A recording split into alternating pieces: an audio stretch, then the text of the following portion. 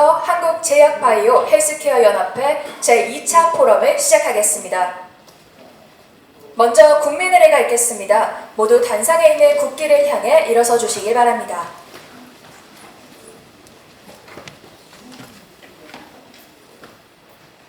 국기에 대하여 경례.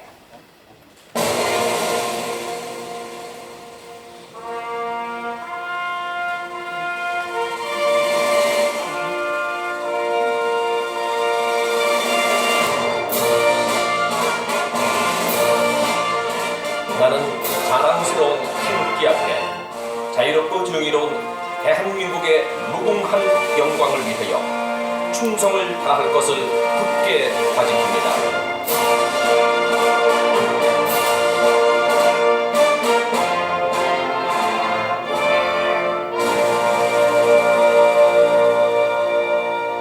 바로 이하 의식을 생략하겠습니다. 모두 자리에 앉아주시기 바랍니다.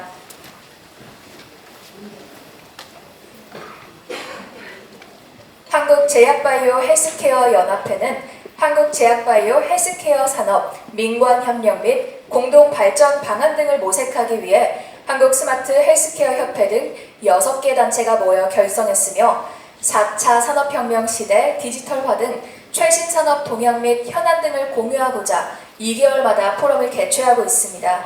오늘 뜻깊은 포럼에 참석해주신 주요 내빈분들을 소개해드리겠습니다. 한 분 한 분 소개드릴 때마다 큰 박수로 환영해 주시기 바랍니다. 21대 국회 전반기 보건복지위원회 위원장을 맡으셨고 현재 더불어민주당 정책위원회 의장을 맡고 계신 서울 영등포구을 김민석 의원님 참석 예정이셨습니다. 다만 바쁘신 일정으로 오늘 이 자리 함께해 주시 못하셨는데요. 양해 부탁드리겠습니다. 이어서 더불어민주당 정책위원회 의장을 맡으셨고 환경부 장관을 역임하셨으며 후반기 국회 보건복지위원장을 맡게 되실 서울 강서구 병 한정혜 의원님 참석하셨습니다.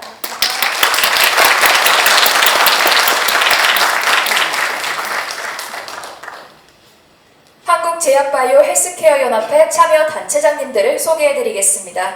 한국제약바이오협회 노현홍 회장님 참석하셨습니다.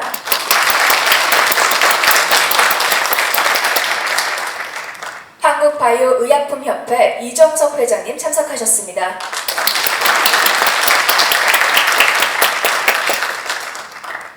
한국의약품 수출입협회 조종화 상무님 대참하셨습니다.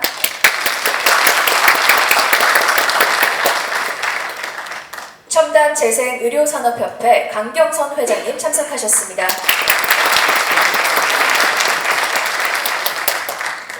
한국신약개발연구조합 홍성한 이사장님 함께하셨습니다.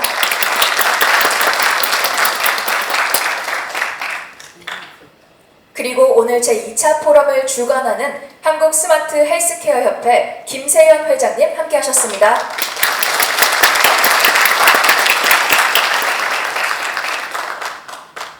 다음으로 오늘 포럼의 좌장과 발제자님을 소개하겠습니다. 2차 포럼 좌장을 맡으실 삼성서울병원 미래의학연구원 스마트 헬스케어 연구소장 손영민 교수님 참석하셨습니다.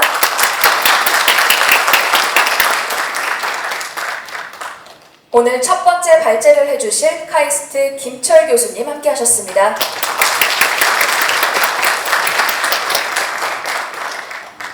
두 번째 발제를 해주실 연세대학교 이상규 교수님 함께하셨습니다.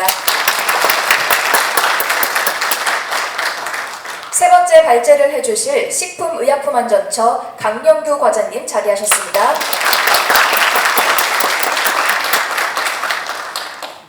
이외에도 연합회 회원사 대표님들을 비롯해서 많은 분들께서 함께해 주셨는데요. 일일이 소개해드리지 못하는 점은 양해 부탁드리겠습니다.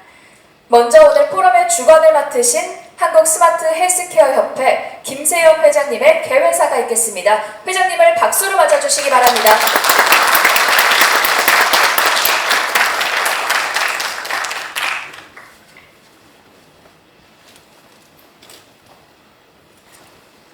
네, 안녕하십니까. 오늘 한국제약바이오 헬스케어 연합회 제2차 포럼의 주관을 맡게 된 한국스마트 헬스케어 협회 회장 맡고 있는 김세현입니다. 먼저 이렇게 국회 안에 넓은 공간과 또 포럼을 준비한 데 있어서 올 신학년 많은 도움을 주신 한정혜 위원장님께 먼저 감사 말씀드리겠습니다. 그리고 오늘 공동 주최해 주시는 강기윤 의원님, 그리고 곧 참석해 주시기로 되어 있는 김민석 정책위의장님, 그리고 박광원 민주당 원내대표님 비롯한 내린 여러분께도 감사를 드리겠습니다. 또 서면으로 축하 메시지를 보내주신 보건복지부 조기용 장관님, 식품의약품안전처 오유경 차장님께도 감사 말씀드립니다. 그리고 1차 포럼 주관을 맡으셔서 우리 연합 포럼이 성공적으로 출범할 수 있게 많은 역할을 해주신 한국 바이오의약품 제약바이오협회 노영혁 회장님, 그리고 함께 우리 연합회 이끌어주고 계시는 한국 바이오의약품협회 이정석 회장님, 한국의약품 수출협회 약식량 회장님, 신약개발연구조합 공상원 이사장님, 첨단자생의료산업협회 강경석 회장님께도 감사 말씀드립니다. 저희 연합회 소속된 각 협회 및 단체들이 함께 수행하고자 하는 바이오 헬스케어 분야에서의 혁신이 윤석열 정부에서도 국정과제로 채택이 되어서 한국판 보스턴 클러스터 조성을 위한 정책들이 전폭적인 지원을 받을 것으로 기대하고 있고, 그 중요성과 또 앞으로 우리가 국가적으로 육성해야 될 필요성은 점점 높아지고 있는 상황입니다. 디지털 치료제와 전자약은 빅데이터와 인공지능 등 우리나라가 앞서 있는 정보통신 기술의 발달로 큰 주목을 받고 있습니다. 비대면으로 치료할 수 있고 또 독성과 부작용이 없거나 적어서 안전하게 질병을 치료할 수 있는 점에서 헬스케어 산업의 미래 먹거리를 책임질 분야로 떠오르고 있습니다. 오늘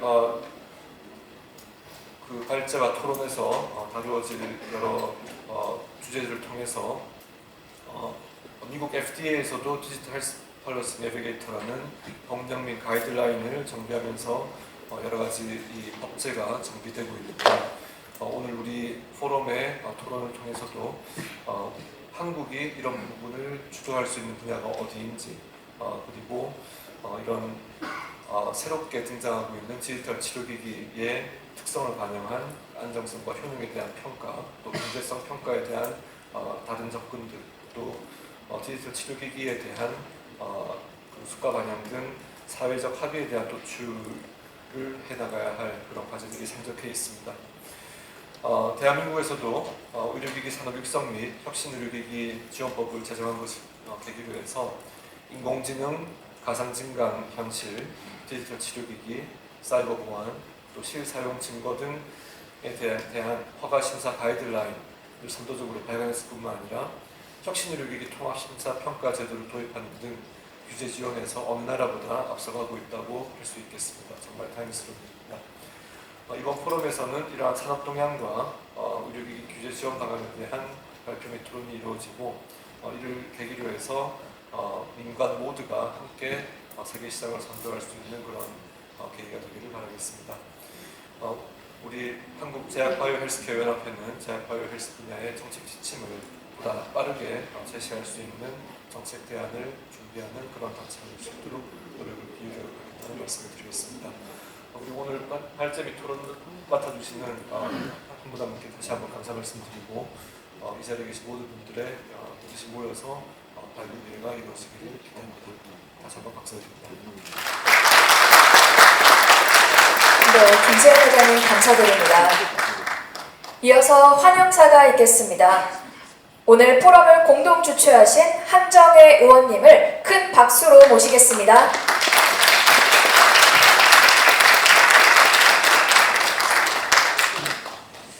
네, 반갑습니다. 환영합니다. 국회 오신 것을 환영하고요. 지금 10시부터 아마 이제 모든 당이 정책조정회의, 원내대책회의 이런 거를 합니다. 그래서 오늘 오시기로 했던 의원님들께서 아마 그 회의가 마쳐지면 오실 것 같습니다. 대신 조금 빨리 온 제가 더블로, 더블로 축하한다는 말씀드리고 환영한다는 말씀을 드리겠습니다. 이번이 이제 두 번째 맞이하는 우리 이제 포럼에서 두 번째로 맞이하는 토론회인데요. 그 디지털 스마트 헬스, 디지털 스마트 헬스 협회 우리 김세현 회장님께서 맡으셔서 오늘 포럼을 주관해주고 계십니다. 지난번 1차 포럼을 주관해 주셨던 우리 노영 회장님 예, 감사하다는 말씀 드리고요. 또 오늘 함께 해주신 우리 6개 단체 회장님들께 진심으로 감사하다는 말씀을 먼저 드립니다. 2달에 한 번씩 포럼이 이어나가고 포럼의 내부에서 우리가 지금 진행되고 있는 것도 서로 공유하기도 하지만 앞으로 어떻게 발전하고 개선하고 또 고쳐나가야 하는지에 대한 고민들을 마음껏 녹여내는 자리이기도 합니다. 그래서 국회도 관심을 가지고 이 진행되는 것을 살펴보고 저희가 제도적으로 보완을 해야 되는 것, 정책적으로 만들어내야 하는 것들이 아마 있을 겁니다. 왜냐하면 안 가본 길을 가고 계시는 분들이기 때문에 이게 법상 규정이 있느냐 없느냐를 따지는 분들도 있을 것이고요. 그럼 입법적으로 뒷받침을 하려면 어디까지를 그게 가능한 것이고 어떤 것은 시범으로 우선 진행을 해보실 거냐에 대한 많은 논의의 장이 필요할 거라고 생각합니다. 우리 보니까 저기 보건복지위원회에 우리 수석님께서도 여기 와 계세요. 아마 살펴보실 거라고 생각하고요. 특히나 오늘 우리가 이제 보게 되는 것은 과연 디지털 의료기기라고 하는 것은 어디까지 스마트해질 수 있는가. 한 명 한 명에게 맞춤형으로도 가능하다라고 하는 생각은 다들 하지만 지금은 어디까지 가 있는가에 대한 것을 또 우리나라의 기술은 어디에 와 있는지를 정확하게 보게 되는 그런 자리인 것 같습니다. 오늘 발제를 맡아주시는 분들께 감사하다는 말씀을 드리고요. 그 발제의 내용을 보시면서 아마 여기 이제 함께 해주고 계신 분들이 저것도 가능하구나, 저기까지 가 있구나 라고 하는 새로운 것들을 또 보실 수 있는 기회이기도 할 것 같습니다. 그렇다고 하면 사실은 이게 입법적으로나 또는 정책적으로 그 장을 열어주기 위한 여러 가지 뒷받침들은 또 필요할 거라는 생각을 합니다. 저희 국회에서 최선을 다해서 무엇을 어디에 길을 만들어야 하는지에 대한 고민을 하겠다는 말씀을 드리고요. 오늘 귀한 시간 내셔서 이 자리에 함께 해주신 모든 분들 진심으로 감사드리고 좋은 시간 되시기를 바라겠습니다. 고맙습니다. 네, 좋은 말씀 감사드립니다. 이어서 일정상 참석을 하지 못하신 강기훈 의원님의 환영사와 한국제약바이오 헬스케어 연합회 소개를 담은 영상을 시청하시겠습니다. 잠시 화면에 집중해 주시기 바랍니다.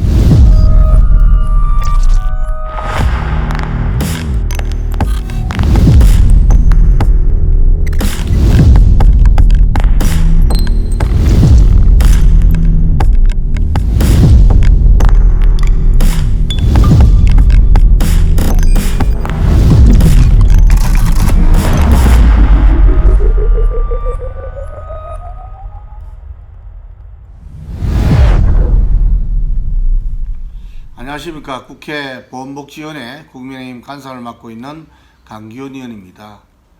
한국제약바이오헬스케어 연합회의 제2차 포럼 개최를 진심으로 축하드립니다.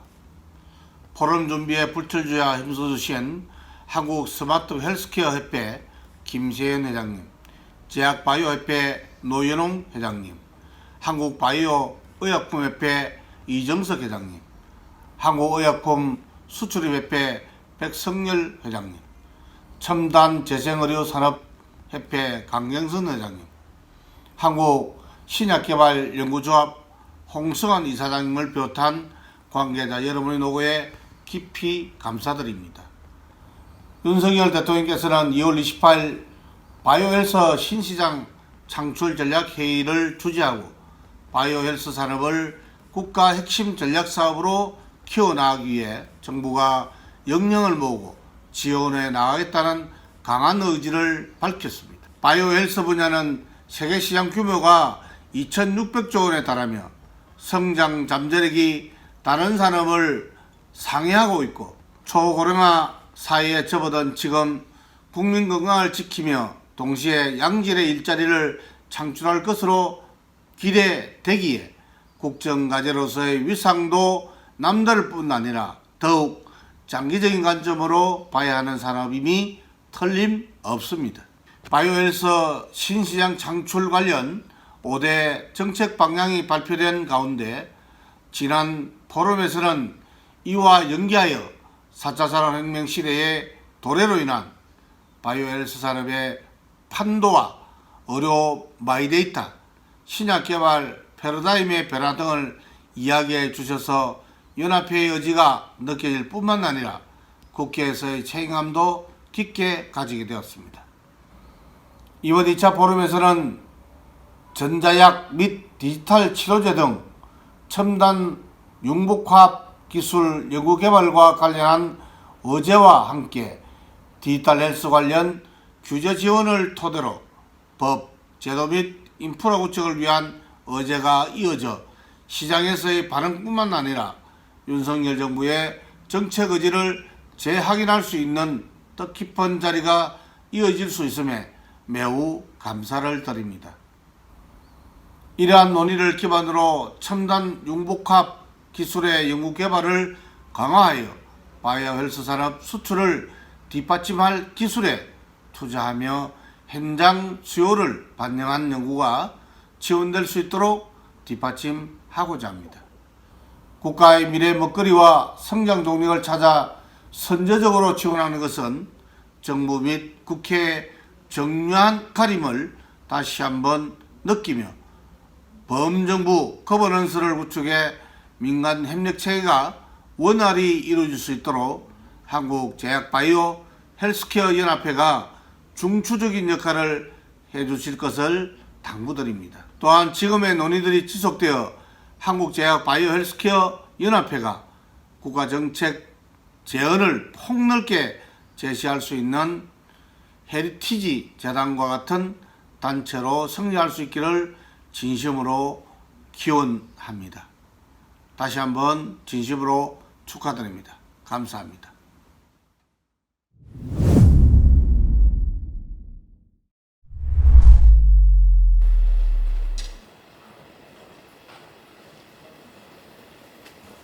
네, 멀리서도 이렇게 의원님께서 우리 연합회를 얼마나 깊게 생각해주고 계시는지 알 수 있는 영상이었습니다.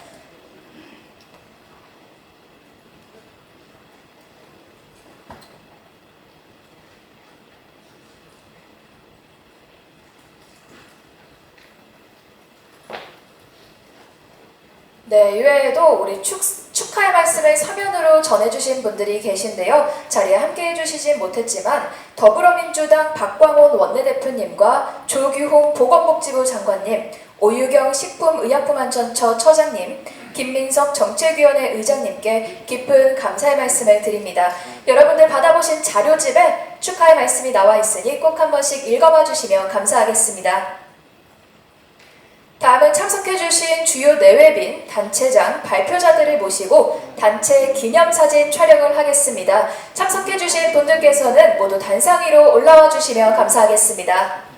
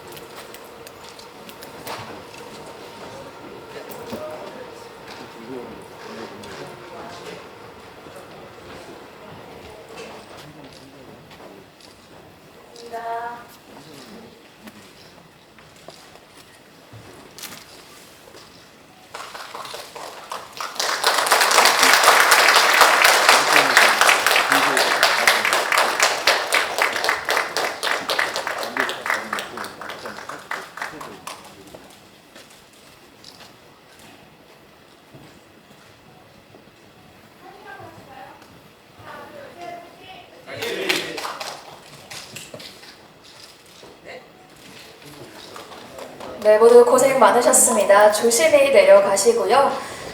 잠시 후 진행될 본 포럼의 주제 발표를 위해서 잠시 장내 정리가 있겠습니다.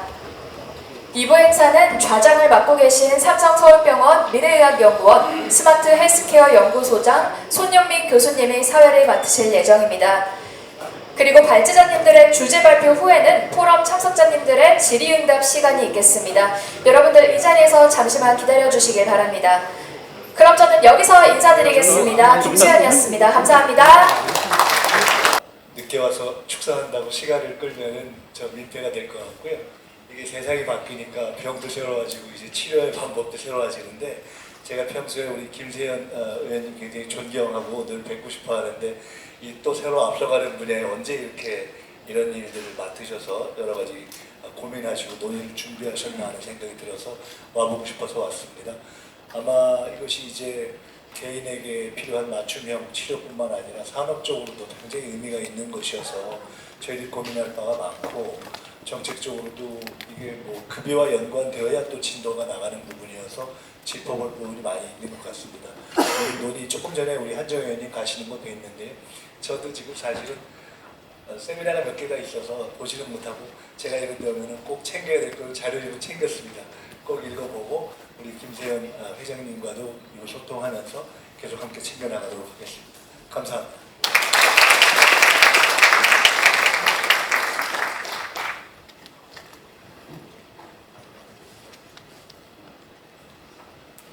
바로 이어서 첫 번째 연작은 소개 좀 해드리겠습니다. 첫 번째는 김철 카이스트 교수님께서 발표하실 주기인데요. 제약 강국, 대한민국 전자약의 현재와 미래라는 주제로 말씀해 주시겠습니다. 큰 박수로 맞아주십시오.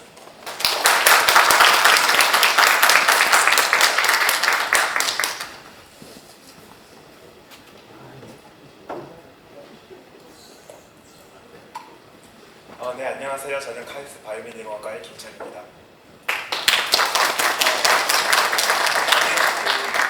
반도체 그리고 제약 강국, 이식형 전자약의 현재와 미래라는 제목을 발표하려고 합니다. 사실은 이제 이 제목은 제약 강국으로 시작을 했었습니다. 제약 강국, 뭐 이식형 반도체 이렇게 제목을 제가 받았었는데 거기 반도체만 추가해달라고 제가 했습니다. 왜 그러냐면 사실 저는 이제 그 반도체랑 바이오 쪽이랑 같이 일을 하고 있습니다. 사실 제가 간단한 방송에 간단하게 제 소개를 한다면요. 다른 건 다 빼고 저는 사실은 바이오랑 반도체 지적 헤어 쪽그 경계에서 일을 한다. 정말 이해해 주시면 될 것 같습니다. 저희 연구실 학생들하고 저랑 같이 일을 하기 때문에 저랑 같이 일한 거기 때문에 제가 혼자 한 게 아니고 꼭 사진 갖고 와서 이렇게 보여드리는 건데 딴 거는 다 됐고 사실 저희가 지금 만들고 있는 거는 인비저블 브레인머신 인터페이스 눈에 보이지 않는 브레인머신 인터페이스 시스템을 향후 10년 내에 만들어내고 싶어서 열심히 노력하고 있습니다. 자, 바로 이제 발표 시작하도록 하겠습니다. 사실은 이번 정부나 아니면 혹은 기존 정부나 사실은 그 세계의 육성 산업을 굉장히 강조하고 있는데 특별히 얘기하고 있는 거는 바이오, 반도체, 미래차 그리고 이번 윤석열 정부에서도 사실은 반도체, 우주, 바이오 이 세 개를 굉장히 강조하고 있는 것 같습니다. 물론 이거 말고도 많이 하고 있는 것 같지만 사실은 모르겠습니다. 이 두 정부가 의도하고 이렇게 했는지는 아닌지는 모르겠지만 반도체랑 바이오를 같이 가고 있습니다. 네, 알겠습니다. 제가 앞에 보고 알겠습니다. 제가 뒤로 보지 않겠습니다. 네. 사실은 반도체랑 바이오랑 같이 가고 있습니다.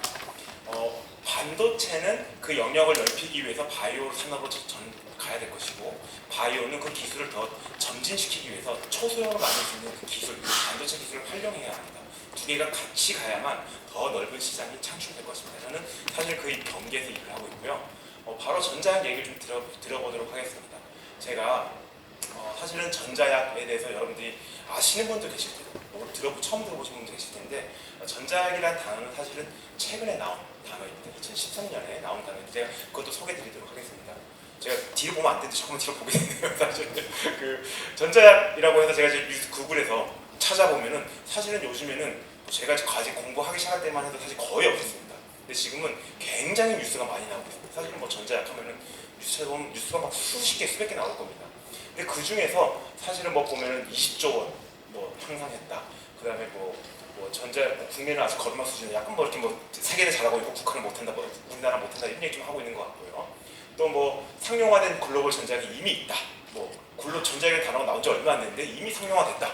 이런 얘기도 나오고 있고 또 뭐 72조, 몇 조 뭐 이렇게 뭐 제약사랑 IT 기업이 같이 투자하고 있다. 뭐 이런 얘기가 나오고 있습니다.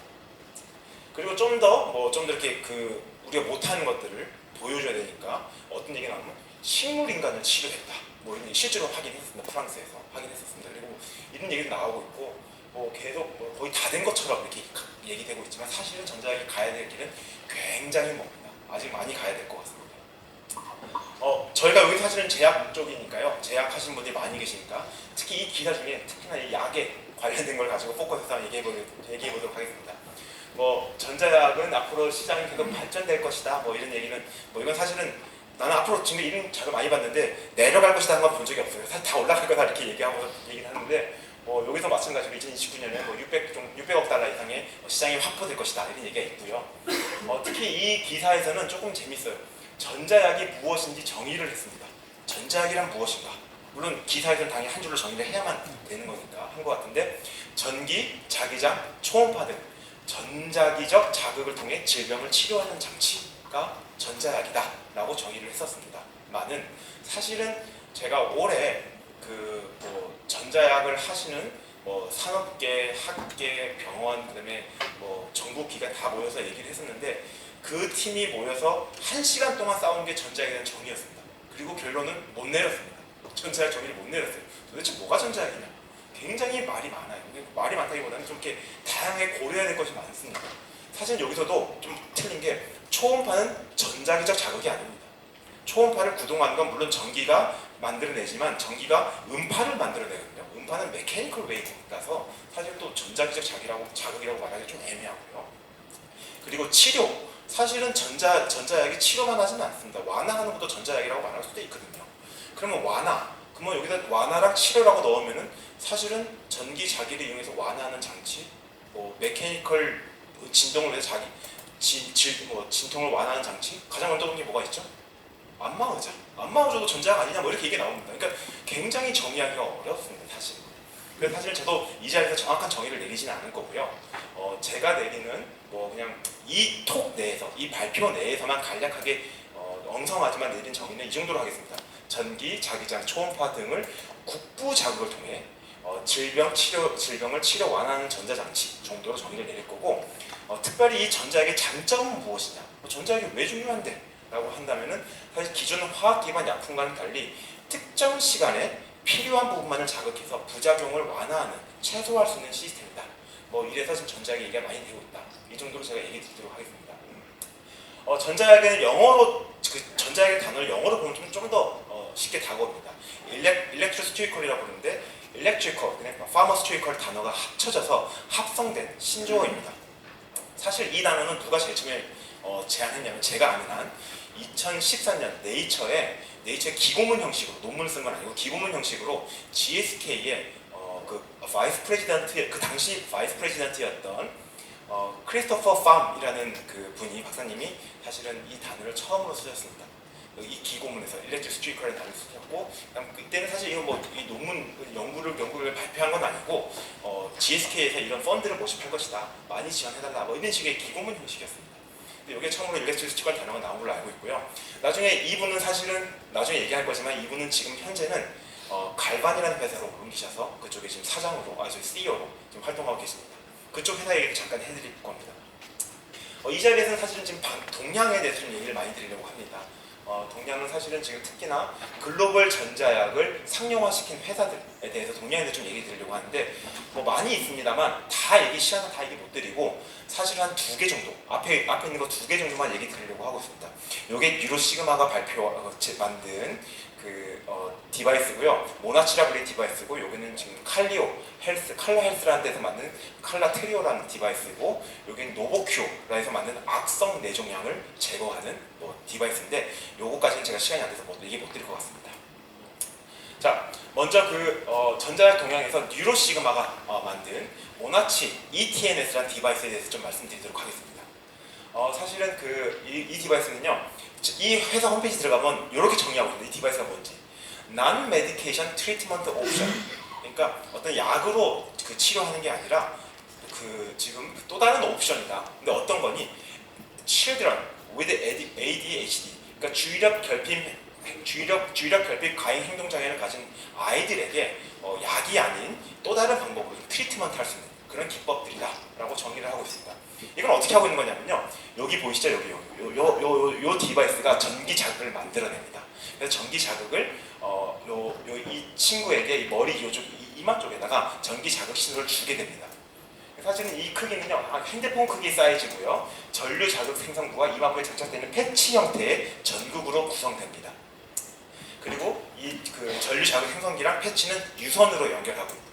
그 다음에 주로 ADHD에 대해 관한 약을 처방받지 않는 7세부터 12세 어린이 대상으로 하고 있고요. 눈썹 윗부분에 트리제미엄 너브가 있는데 그 너브의 그 끝부분이 존재하게 되는데 그쪽을 자극함으로 인해서 사실은 그 어떤 효과를 기대하고 있습니다. 그쪽을 잠자는 동안에 그쪽을 자극하고 나면은 그쪽 부분에 브레인 영역의 활동이 증가된다라고 해서 그 다음 날에 그 아이가 집중을 좀 더 잘하게 되고 뭐 이렇게 된다라고 지금 얘기를 하고 있고 그렇게 FDA 클리어 디바이스가 되었습니다. 이거는 웨어러블 디바이스고요. 유선 시스템인 겁니다. 조금 더 재밌는 얘기 드리면 사실 저도 이거 찾아보는데 전자약 디바이스에 우리 한국 기업이 투자를 했더라고요. KT가 재작년에. 그리고 또 다른 칼라 헬스 디바이스, 칼라 헬스에서 만든 칼라 트리오라 디바이스가 있는데 요건 또 다른 시스템입니다. 요건 뭐냐면 본태성 떨림, 그러니까 이센셜 트레머라고 하는데 손 떨리는 거 있잖아요. 이렇게 떨리는 거. 그거를 억제하는 시스템입니다. 바로 억제하는 시스템인데 사실 본태성 떨림은 만성적인 신경 손상으로 원하지 않는 떨림을 일으키게 되는데 보통은 손에서 발생한다고 합니다. 그리고 주로 한 부에서만 발생하고 전조 증상은 보이지 않는다라고 그 회사 홈페이지에서 이렇게 얘기를 하고 있습니다.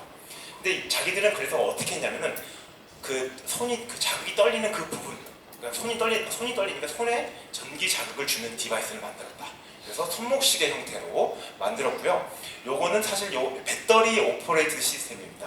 평상시에는 요거를 어떤 충전기에 꽂아놓고 충전을 하고 있습니다. 충전을 하고 있다가 이렇게 글을 쓰면서 평상시 생활하다가 갑자기 떨림이 오지 않습니까?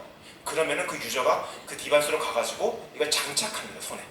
장착을 하게 되면은 손 안에 널브가 이제 몇 개가 있는데 그 중에 밑에 쪽을 통과하는 그 메디안 널브랑 요 손등, 사실 손 옆에 부분입니다. 옆부분을 통과하는 레디얼 너브 방향을 약 40분 정도 자극을 합니다.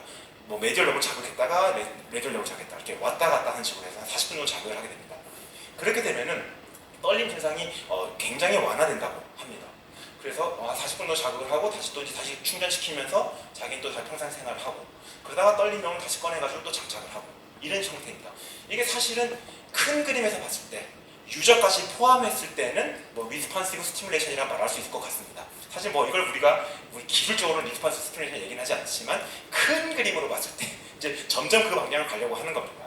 사실. 그리고 여전히 이건 웨어러블 디바이스고 이것 역시 FDA 클리어 디바이스입니다. 그리고 또 웃겼는데 사실 우리나라 기업 SK 바이오팜이 여기도 투자를 한 것 같아요. 우리나라 기업이 잘 투자한 것 같습니다. 사실은 투자만 하지 말고 사실 이걸 만들었으면 좋겠다는 저는 희망이 있습니다. 네.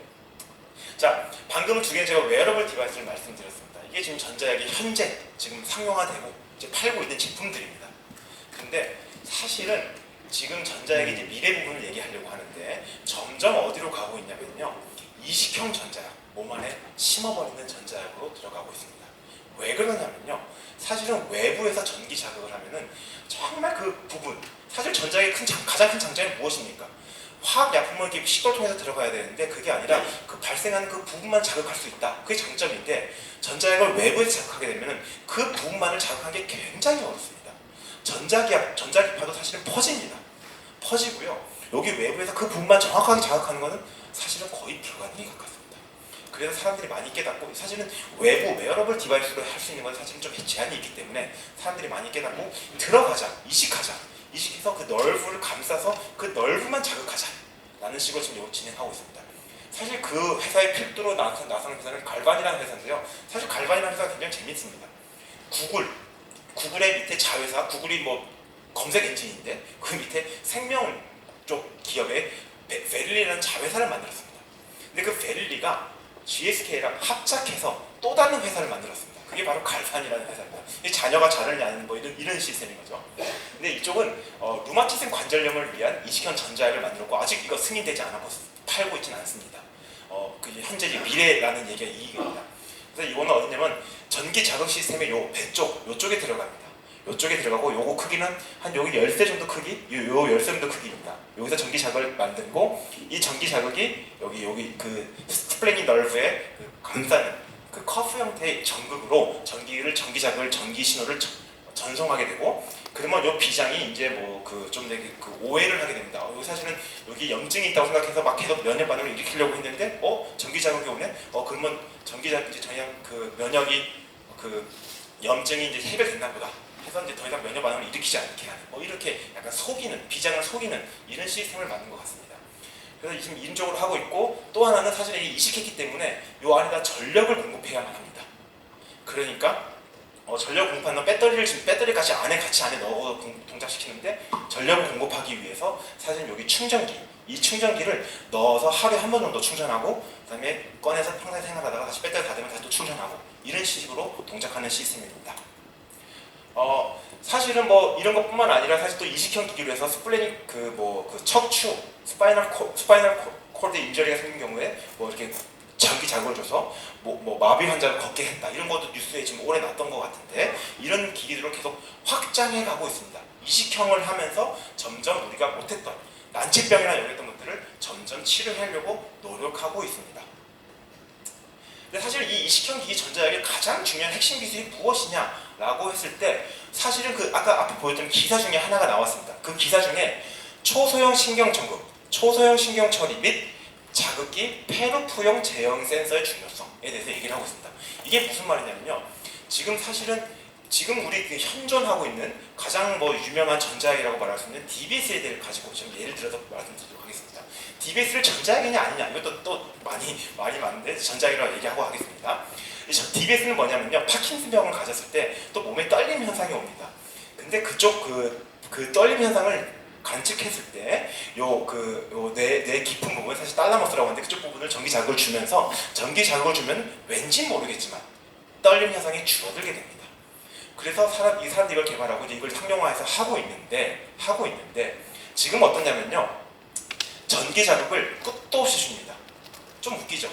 틀에 이렇게 일어나려고 할 때 전기 자극을 줘야 되는데 사실 언제 일어날지 모르니까 그냥 계속 자극을 주고 있습니다.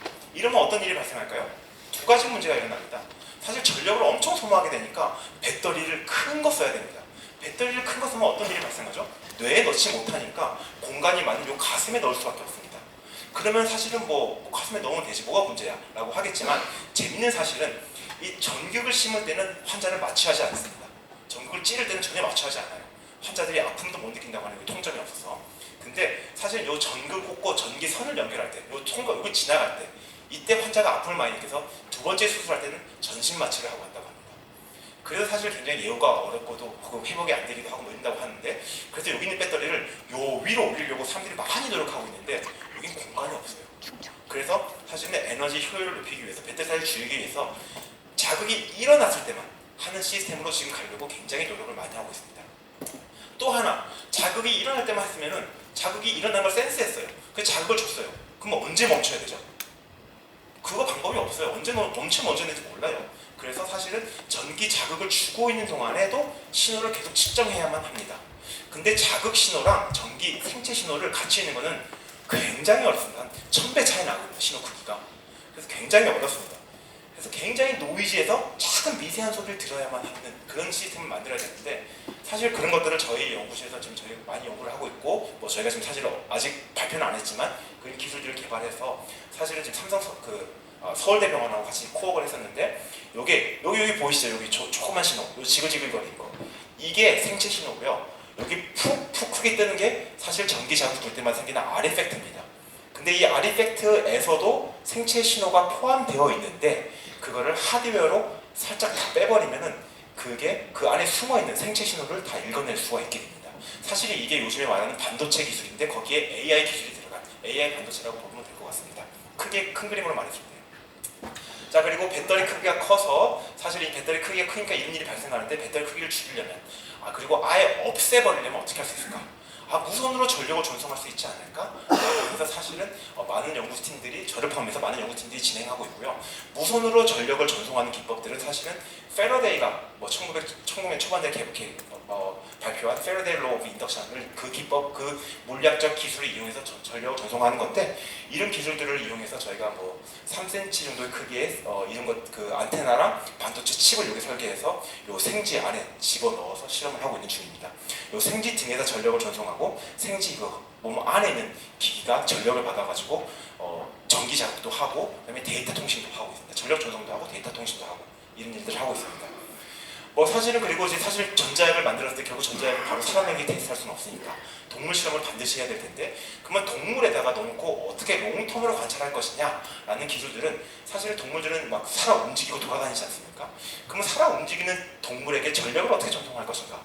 케이지에서 바로 전송하는 기법들, 그리고 몸 케이지에서 동물 등까지 전송하고 동물 등에서 몸 안까지 전송하는 이런 기술들이 지금 현재 다 개발되어 있고 상용화되어야 하겠죠. 네, 이것으로 제 발표를 마치도록 하겠습니다. 네, 감사합니다.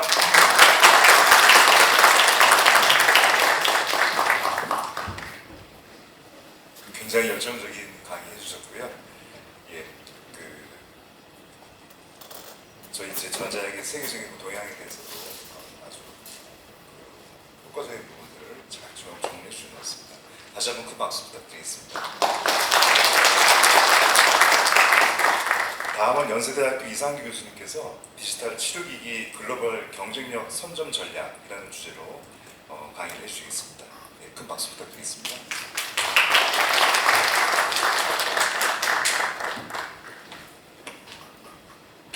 네, 고맙습니다. 의미 있고 중요한 자리에 불러주셔서 감사드립니다. 오늘 제가 말씀드릴 제목은 사실은 이제 처음에 제가 이제 받았던 제목인데요. 제가 하고 있는 일들이, 저희 연구실에서 하고 있는 일들이 자료집에도 아마 안 포함되어 있을 텐데, 한 4년 동안 저희들이 이제 식약처랑 산자부랑 같이 해서 일단 새로운 디지털 치료기기라고 하는 게 정확하게 이제 우리나라에 없던 개념들이고, 그다음에 식약처 강현 과장님께서 잘 설명을 해주시겠습니다만은 이게 이제 약을 허가를 해주는 과정이 필요합니다. 근데 그런 것들이 좀 다른 성질의 많은 차이가 있어서 어떻게 식약처에서 안정성을 검증하고 임상시험을 어떻게 하고 어떻게 할 것인가 이제 이런 작업들을 이제 식약처랑 같이 좀 했었고요. 그 다음에 아마 내년까지 4년 동안 계속 진행될 과제가 이제 산자부 쪽에서 이런 산업을 좀 더 육성하고 글로벌로 좀 진출하게 하려면 우리가 어떤 것들을 고민해야 되는가, 이제 이런 작업들을 저희 연구실에서 이제 진행을 하고 있습니다. 지금도 하고 있고요. 그래서 아마 그쪽에서 이제 과제들을 좀 진행하면서 들었던 생각들을 몇 가지 좀 오늘 말씀드리도록 하겠습니다. 이것도 아마 자료집에는 없으실 텐데, 시간 관계상 제가 길게 못 얘기할 것 같아서 자료집에서 뺐는데, 그럼에도 불구하고 디지털 치료기기라는 게 어떤 건지에 대해서는 간단히 좀 설명을 해드려야 될 것 같습니다. 디지털 치료기기는 소프트웨어이고요. 그러니까 대개는 이제 여러분들 핸드폰 안에 들어가는 앱 형태로 이제 만들어집니다. 앱이고, 하지만 분명한 거는 질병을 치료하는 겁니다. 그러니까 여러분들 앱 중에 건강관리 앱 같은 거 이제 쓰시는 분들 꽤 있으실 텐데, 그런 거는 이제 디지털 치료기기라고 할 수가 없고요. 그러니까 소프트웨어이면서 질병을 치료하기 위한 목적으로 환자한테 적용되는 거고요. 그 치료의 작용 기전이 과학적으로 근거가 있어야 됩니다. 그러니까 그 치료 기기를 통해서 질병이 치료되는 과학적 기전이 밝혀진 그런 소프트웨어를 저희가 이제 디지털 치료 기기라고 합니다. 그래서 이제 저희들이 한 3년여, 내년까지 계속 저희 연구실에서 진행을 할 텐데, 그러면서 이게 좀 우리나라에서 조금 더 산업이 활성화되고, 그 다음에 그런 것들이 외국으로 좀 진출을 하고 그러려면 한 3가지 포인트가 중요하지 않나라는 생각을 좀 했었습니다. 그래서 일단 인허가가 좀 빨리 돼야 될 것이라는 부분들, 이제 규제의 측면이겠죠. 그리고 산업이 좀 제대로 생태계가 만들어지려고 하면 뭔가 보상 체계가 있어야 이제 산업 자체가 만들어질 수 있으니까 보상 체계와 관련된 부분들, 그리고 좀 이따 말씀드리겠지만 이 디지털 치료기기 자체가 가지는 특성 때문에 이게 사실은 미리 검증을 하지만 일단 시장에 나온 다음에 검증들이 상당히 중요합니다. 그래서 실사용 근거를 만들어내는 과정들이 되게 중요한데 그런 부분들에 대해서 좀 말씀을 드리려고 합니다. 일단 좀 빨리 인허가가 나야 된다라고 하는 부분은 뭐 뒤에서 강영규 과장님께서 자세히 말씀해 주실 것 같아서 제가 간단하게 넘어가려고 하는데 사실 저희도 작년부터 혁신의료기기 통합심사라는 제도가 도입이 되면서 우리나라에서도 이 부분은 뭐 많은 부분 이제 해소가 됐고요. 디지털 치료기기 부분에서도 작년에 에임메드하고 웰트라는 기업이 두 개가 이 통합심사 제도를 통해서 인허가를 받았습니다. 그런데 그래서 이 부분은 많이 좋아졌다고 생각이 드는데요. 아까 저기 회장님께서 잠깐 언급을 하셨듯이 외국 같은 경우는 이렇게 단순히 인허가를 빨리 하는 차원이 아니라 법령들을 이제 많이 규정을 개정해 나가고 있는데 FDA 같은 경우에는 인허가 자체를 빨리 하는 것도 물론이려니와 기업들 입장에서 보면 사실은 내가 이거를 애매할 때가 있습니다. 이걸 인허가를 받아야 되는 제품인지 우리의 프로덕이 아니면은 그냥 시장에 내놔도 되는 건지 이런 것들이 애매한 경우가 있는데 그런 것들을 조금 편하게 해주는 내비게이터 같은 것들을 만들어 놨습니다. 그래서 여기 보시는 게 이제 그 내비게이터 웹페이지인데요. 그냥 기업들이 웹페이지 들어가서 그냥 질문에 클릭하면 이건 나는 인허가를 신청을 해야 되는 거구나, 아니면 나는 그냥 시장에 나가도 되겠구나, 이제 이런 것들을 좀 편하게 알 수 있게 해주고, 그 각각의 클릭에서 가령 필요하다라는 내용이 나오면 조금 더 클릭해서 들어가면 어떤 다큐멘트들이 필요하고 어떤 내용들이 필요하다라는 것들을 상당히 이제 친절하게 알려주고 있습니다. 아마 이제 우리나라도 이런 쪽으로 가리라고 생각을 하고 있고요. 그래서 아마 좀 신속한 인허가라는 측면에서 생각을 해보면 우리나라도 많은 개선이 이루어졌고 있다라고 말씀을 드릴 수 있을 것 같습니다. 근데 이제 아직 많은 문제들이 있는 부분이 이제 보상 체계와 관련된 부분입니다. 잘 아시는 페어 테라피우틱스라고 세계 최초로 상장된 디지털 치료기기 회사가 있는데 이 회사가 올 4월에 파산을 했습니다.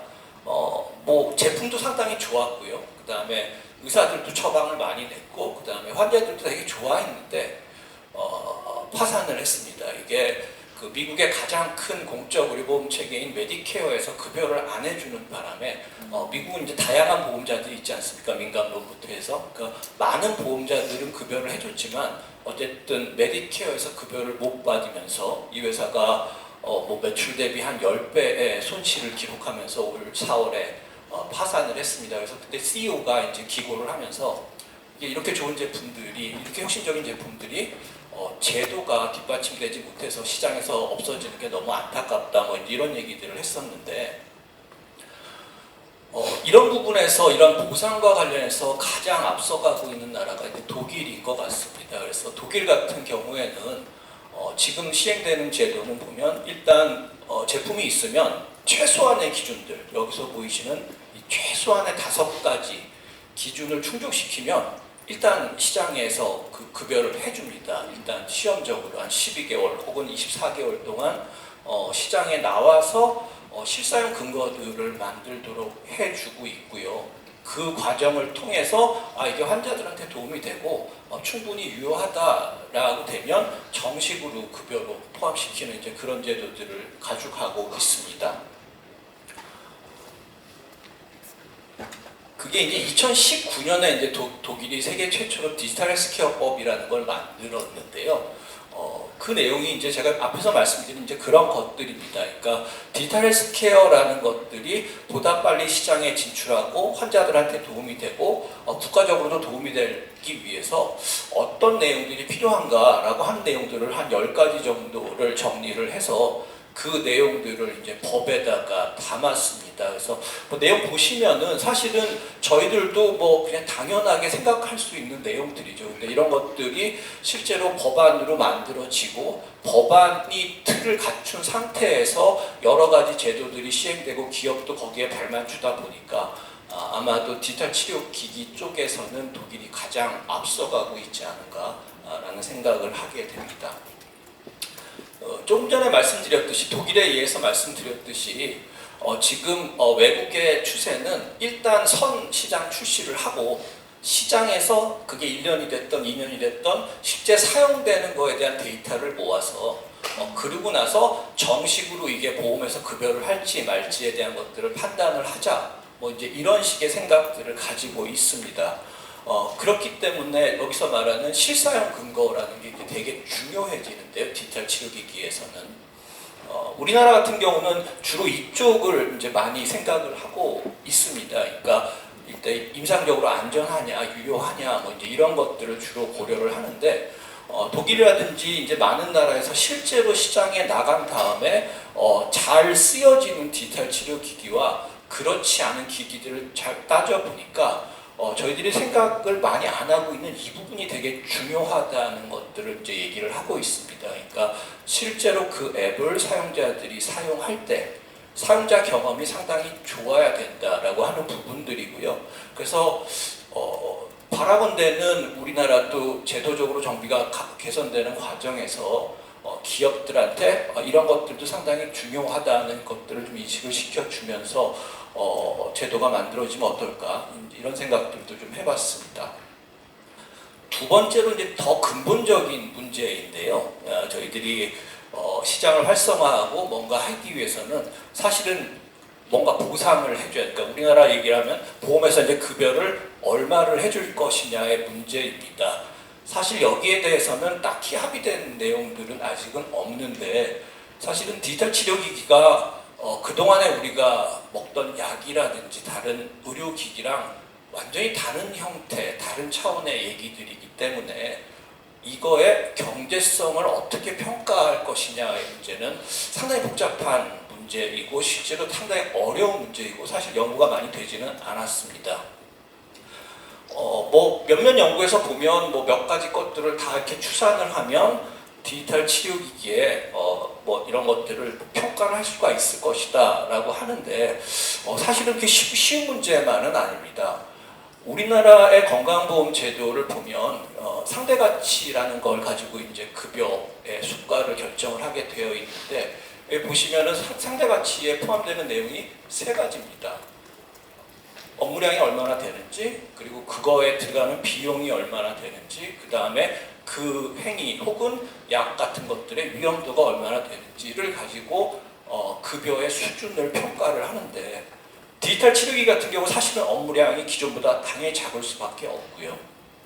비용 기존 것보다 훨씬 이제 낮습니다. 그리고 위험도는 뭐 극히 낮기 때문에 기존의 우리나라 보험 체계에서 적용하는 저 가치를 가지고 적용을 하면 사실은 이 수가라는 게 나오기가 상당히 어려운 구조에 있습니다. 그래서 뭐 독일이라든지 다른 나라들은 이게 주는 가치를 가지고 좀 급여에 대한 평가를 해야 된다라고 하는 얘기들을 하고 있고, 실제로 이제 뭐 저희 심평원이라든지 식약처라든지 뭐 같이 해서 이런 고민들은 현재 많이 하고 있는 상황입니다. 독일 같은 경우는 연간 한 2,000유로까지는 지불할 수 있겠다라는 어느 정도의 사회적 합의가 만들어져 있는 것 같습니다. 그러니까 1년 동안 뭐 우리나라로 따지면 한 250만 원 정도까지는 급여를 할 수 있다라는 사회적 합의가 만들어져 있고요. 실제로 보면 급여되는 내용들을 보면 뭐 대개는 뭐 200유로에서 500유로 정도의 수준에서 지금 현재 급여가 이루어지는 걸 알 수가 있습니다. 독일이 이제 저희 나라보다 GDP 규모가 한 2배 정도 되니까 그런 걸 감안을 하면 우리나라에서도 그 정도 레인지를 좀 생각을 해볼 수 있지 않을까 뭐 이런 생각도 듭니다. 또 하나 중요한 게 그 실사용 근거라고 하는 것들이 모아지는 과정입니다. 그러니까 말씀드리면 디지털 치료기기가 시장 진입을 해서 환자들이 이제 사용을 하게 되는데, 그러면 환자들이 사용하는 그 데이터를 모아야 평가를 할 수 있지 않겠습니까? 그러니까 실제로 뭐 사람들이 많이 쓰면 그 쓰는 거에 대한 데이터가 어딘가에 모여서 그 모인 데이터를 가지고 이게 효과가 있는지 없는지, 그 다음에 있으면 얼마나 있는지, 사람들이 얼마나 잘 쓰는지 이런 것들을 평가를 해야 되는데, 그런 데이터를 모을 수 있는 플랫폼이 필요합니다. 그러니까 여기 이제 디지털 치료기기를 만드는 기업들이 있고요. 그 다음에 실제로 의료기관에서 처방을 해서 의사들이나 환자들이 이제 그거를 사용을 하게 되겠죠.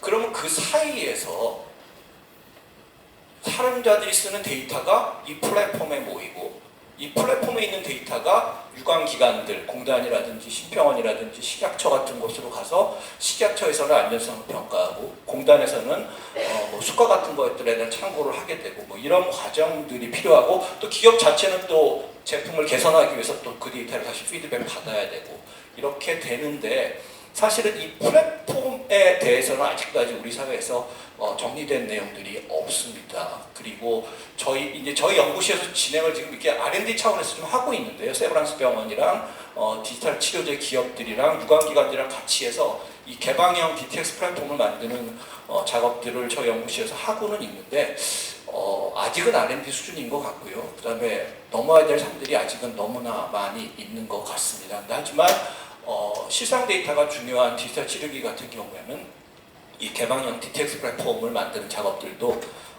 상당히 중요한 작업이고 사실은 그거는 개별 기업이 할 수 있는 내용들은 아니고요. 결국은 정부에서 입법을 통해서 그 다음에 이런 제도를 정비하는 과정에서 해야 될 문제인데 아직은 초보 단계라고 말씀을 드릴 수 있을 것 같습니다. 또 하나 이제 중요한 게 아까 말씀드렸듯이 기존의 약들은 그 약이 얼마나 좋으냐 이런 것들을 평가할 때 가령 A라는 약을 그동안 쓰고 있었는데 B라는 신약이 나오면 B와 A를 각각 사람들한테 복용하게 해서 얘가 효과가 더 좋다 뭐 이제 이런 식의 이제 시험을 합니다. 임상 시험 같은 것들을 하는데 디지털 치료제는 이제 처음에 저희가 식약처랑 같이 그 임상 시험 계획서를 만드는 작업을 할 때 고민을 했던 게 그런 작업을 하기가 상당히 어렵습니다. 전혀 세상에 존재하지 않던 약이었는데 그거를 기존에 쓰던 약이랑 비교한다는 것도 사실은 좀 문제가 있고요. 더 큰 문제는 가령 예를 들어서 요새 이제 많은 디지털 치료 중에 많은 부분 이제 불면증 치료제를 디지털 치료제를 많이 쓰고 있는데 그러면 이 교과서에 보면은 불면증은 인지행동 치료가 교과서적인 치료라고 나와 있습니다. 그래서 규제기관에서는 교과서적인 스탠다드 치료인 인지행동 치료와 디지털 치료를 비교를 해야 된다. 이제 이런 얘기가 나올 수가 있죠. 근데 이제 저희 연구실에서 연구를 해봤더니 실제로 불면증 환자 중에 인지행동 치료를 받는 사람들의 비율이 뭐 4분의 1도 되지 않습니다. 대부분의 사람들은 그냥 약물 복용 치료를 합니다. 물론 이제 최근에 경향은 조금 좀 좋아지는 경향이긴 하지만 그래서 이렇게 스탠다드 트리트먼트하고 디지털 치료제를 비교하는 형태의 시험이라기보다는 일반적으로 쓰이는 형태와 디지털 치료를 비교하는 형태로 또 효과 같은 것들도 얘기를 해주는 방향도 좀 생각을 해봐야 되지 않을까라는 생각들도 하게 됐습니다. 뭐 오늘 시간이 많지 않아서 제가 길게는 말씀을 못 드렸는데 사실은 우리나라에서도 아직 갈 길이 상당히 많이 멀다고 생각할 수 있을 것 같습니다. 그리고 이게 단순히 복지부나 식약처만의 문제가 아니고요. 뭐 산자부라든지 과기정통부라든지 뭐 중소기업부 같은 상당히 많은 정부 부처에 다 엮여 있는 문제여서 저희도 이제 프로젝트를 진행을 하면서 각 부처에 계신 분들 다 모아서 같이 이제 논의도 하고 그러고 있습니다. 뭐 단기적으로 이런 작업들은 지금 진행이 되고 있는데 향후에 사실은 뭐 여러 가지 내용들이 좀 더 진행이 돼야 될 것 같고요. 특히 아까 말씀드렸던 이 플랫폼과 관련된 부분은 아직까지 우리나라에서 준비가 거의 안 돼 있는 부분이라서 이런 부분들에 대한 것들 그리고 데이터 그 자체에 대한 것들 이런 것들이 아직도 풀어야 될 숙제들이 좀 많지 않은가 이런 생각을 하게 됐습니다. 예, 오늘 발표 여기까지 하겠습니다.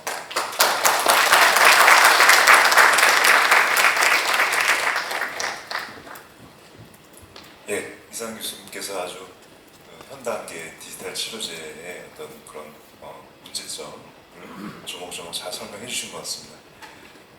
그러면 마지막 강의로 진행하겠습니다. 다음은 식품의약품안전처 강현규 과장님께서 디지털 헬스케어 규제 지원 방안이라는 주제로 발표를 해주시겠습니다. 큰 박수로 맞아주십시오. 네, 반갑습니다. 식약처 디지털 헬스 기장 강현규입니다. 앞에 교수님들이 새로운 뭐 제품들이라든지 뭐 새로운 정보라든지 좋은 걸 다 보여주셨는데 저는 이게 항상 강의 갈 때마다 마음에 걸리는 게 제가 주로 이제 규정 이런 걸 좀 발표하다 보니까 재미가 없어요. 그래서 이제 그걸 어떻게 좀 재밌게 좀 해볼까 항상 고민을 하는데 다행인 거는 앞에 교수님들이 영어로 많이 좀 이렇게 자료가 왔는데 저는 순수하게 한글 위주로 되어 있어서 아마 편하게 보실 수 있는 그런 장점이 있을 거라고 생각됩니다. 저는 그 식약처에서 의료기기 관련한 인허가 쪽에서 지금 업무를 하고 있고요. 유일하게 규제지원이라는 부분에 있어서의 명칭을 가진 과가 저희 디지털 헬스 규제지원과입니다. 많은 분들이 식약처 규제 기관이면서 제품에 대한 안전성이나 유효성 확보하고 국민 안전을 책임은 되지 왜 규제를 지원하냐라는 의문을 조금 많이 해주셨어요. 근데 제가 뭐 이렇게 제품을 뭐 설렁설렁 뭐 허가를 해주고 이런 게 아니라 이렇게 새로운 분야 이런 데 있어서도 규제가 새로 만들어져야 되고 그런 규제가 그 기업을 하시는 분들이나 국민들이 쓰시는 의료기기에 좀 더 합리적인 규제로서 여러분들이 이것들을 이런 이제 규제와 관련한 부분들을 같이 이제 제품을 생산하시면서 제조하시면서 같이 이제 공감하시고 하는 그런 부분들이 필요하기 때문에 저희가 이제 이런 역할을 하고 있지 않나 생각됩니다. 그래서 제가 디지털 헬스 의료기기라고 했습니다. 디지털 헬스라는 부분이 워낙 방대한 부분이다 보니까 지금 식약처에서 의료기기와 관련된 부분을 좀 설명을 좀 드리도록 하겠습니다. 예, 앞에 순서는 있고요. 앞에서 이제 말씀하셨죠. 지금 현재는 그 전통적인 의료기기보다는 새로운 의료기기 많이 이제 등장하고 있고 특히 이제 환자 중심이고 맞춤형 중심이고 그다음에 이제 코로나 이후에 디지털 헬스라는 그런 키워드가 많이 이제 부각이 되어 있는 상태죠. 특히 이런 디지털 헬스 쪽에는 지금 저희가 인공지능을 이용한 그런 데이터와 그다음에 네트워크 통신을 하고 있는 그런 제품들이 되게 이제 많이 개발되고 있고요. 그다음에 특히 웨어러블, 아까 전자약도 이제 웨어러블 형태로 이제 많이 개발되고 있고, 금방 말씀하신 이제 디지털 치료제, 일반적으로 디지털 치료제라고 하는데 저희 식약처에서는 이런 디지털 치료제가 소프트웨어이기 때문에 소프트웨어는 의료기기에 지금 규제를 받고 있거든요. 그래서 뒤에서는 제가 디지털 치료기기라고 말씀드리도록 하겠습니다. 뭐 시장 규모도 보시면 전반적으로 디지털 헬스케어는 연평균 세계 시장 29%고 국내도 16% 성장할 예정으로 되어 있고요. 그다음에 산업 분야를 보면 모바일 헬스, 5개월 쪽에도 상당히 크게 확대될 것이라고 이제 보고 있습니다. 국내 시장 규모는 의료기기 시장 규모가 지금 한 11조고요.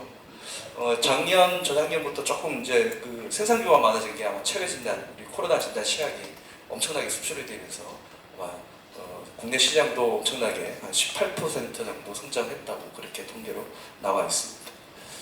그리고 이제 외국의 이제 규제기관들의 동향을 보시면 미국이 그래도 아무래도 좀 디지털 헬스 쪽에 가장 선도 그룹에 있는 거고요. 그래서 영어네요. 그때 21세기 치유법이라고 그래가지고 미국이 좀 선도적으로 했고 최근에는 이제 페도라라는 이제 또 법도 만들면서 새로운 법들을 많이 이제 개발하고 있고 아까 이제 우리 이상 교수님 말씀하셨지만 독일 같은 경우에도 디지털 헬스케어법을 만들어서 이런 소프트웨어 의료기기를 사용하면서 받을 수 있는 수가 체계라든지 여러 가지 방법으로 각 국가에서 지원을 하고 있습니다. 한국은 유사한 게 지금 의료기기법은 뭐 좀 안전관리 체계와 관련된 그런 법들이기 때문에 최근에 이제 복지부하고 저희가 같이 이제 했던 이제 의료기기 산업법이라고 해가지고 이 법에 따라서 새로운 제품들에 대한 지원을 지금 하고 있습니다. 그리고 이제 의료기기법도 조금 개정을 하면서 저희가 이제 여러 가지 소프트웨어 의료기기, 디지털 헬스와 직접적인 연관이 될 수 있는 소프트웨어 의료기기와 관련한 부분들에 대해서도 저희가 이제 제도를 계속해서 하고 있습니다. 저희가 그 작년 2월달에 해관부로부터 정식 이제 직제로 받았는데 사실은 식약처에서는 그 전부터 노력을 해왔고요. 아시는 분 알겠지만 저희가 식약처에서 국내 최초로 인공지능 의료기기를 인허가를 했습니다. 2018년도에. 그리고 쭉 뭐 이렇게 저희가 여기 삼성전자에서 그 혈압 측정하는 앱도 저희가 식약처에서 그때 이제 했었고 이때도 이제 좀 많이 많았지만 저희가 합리적으로 잘 해결했고요. 최근에 이제 디지털 치료기기, 불면증을 치료하는 제품 2개를 저희가 올 초에 2월달하고 4월달에 인허가를 한 그런 케이스입니다. 그래서 기존에는 주로 진단 위주의 제품이 나왔다 그러면 최근에는 진단뿐만 아니라 치료 쪽에 사용되는 소프트웨어도 지금 많이 개발되고 있다 그렇게 보시면 될 것 같습니다. 그래서 이제 디지털 헬스와 규제 지원이라는 거가 되게 좀 생소할 수도 있는데 그냥 편하게 보시면 디지털 헬스라는 거는 그냥 정보통신 기술이나 이런 그 접목된 그런 형태로 보시면 되고요.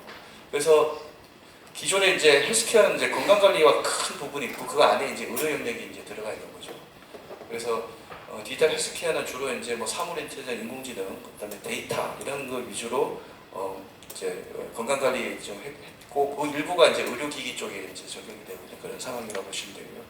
규제 지원을 하게 되면 도대체 뭐를 얘기하냐라고 생각할 수 있는데 이제 제가 이제 이거를 이제 어느 정도 정리를 했는데 저는 이런 새로운 기술을 가지고 있는 디지털 관련한 업체들에게 이 고속도로를 깔아주겠다는 생각을 가지고 있습니다. 그래서 새로운 규제 그 제품에 맞게 새로운 규제 체계를 만들고요. 고속도로만 깔아주는 게 아니라 목적지까지 안전하게 그 다음에 예측 가능하게 도착할 수 있도록 제가 이정표도 만들고 안내도 하면서 안전하게 예측 가능하게 목적지까지 가실 수 있도록 내비게이터 역할을 하겠다는 게 저희 규제 지원의 역할입니다. 좀 더 보시면 디지털 헬스 분야에서는 전반적으로 이제 이렇게 큰 범위가 있고 의료기기 부분이 있는데 디지털 헬스 이쪽 왼쪽에 있는 것은 주로 이제 우리가 웰리스라고 해서 공산품 영역이 있고요. 전통적인 CTMR 마모 같은 의료기기 영역인데 중간쯤에 이제 교집합으로 걸쳐 있습니다. 그래서 이제 특히 이제 디지털 헬스케어에 주로 이제 소프트웨어 의료기기가 이제 주가 핵심이 되는데 기존에 이제 저희가 주로 많이 봤던 뭐 뷰노, 루닛 이런 것들은 이제 진단 기능을 하는 소프트웨어가 있고요. 그다음에 이제 뭐 외국 제품 같은 경우는 페어나 뭐 알킬리나 이런 한국에는 이제 에이메드하고 이제 웰트라는 두 개의 디지털 치료를 하는 소프트웨어가 이제 이렇게 존재합니다. 그리고 위쪽에 보시면 이제 주로 이제 하드웨어가 이제 같이 들어가 있는 센서를 동반해서 같이 측정하고 진단할 치료하는 그런 제품들도 웨어러블 기기들도 이쪽에 이제 디지털 헬스케어 쪽의 의료기기에 포함된다고 보시면 될 것 같습니다. 그래서 저기 디지털 헬스 쪽에 저희가 그동안 한 거 보니까 인공지능 의료기기가 국내 처음으로 도입될 때가 17년도였는데요. 그때 임상을 해가지고 쭉 해서 지금 현재 167개 제품이 허가가 되어 있고 임상시험도 지금 109개.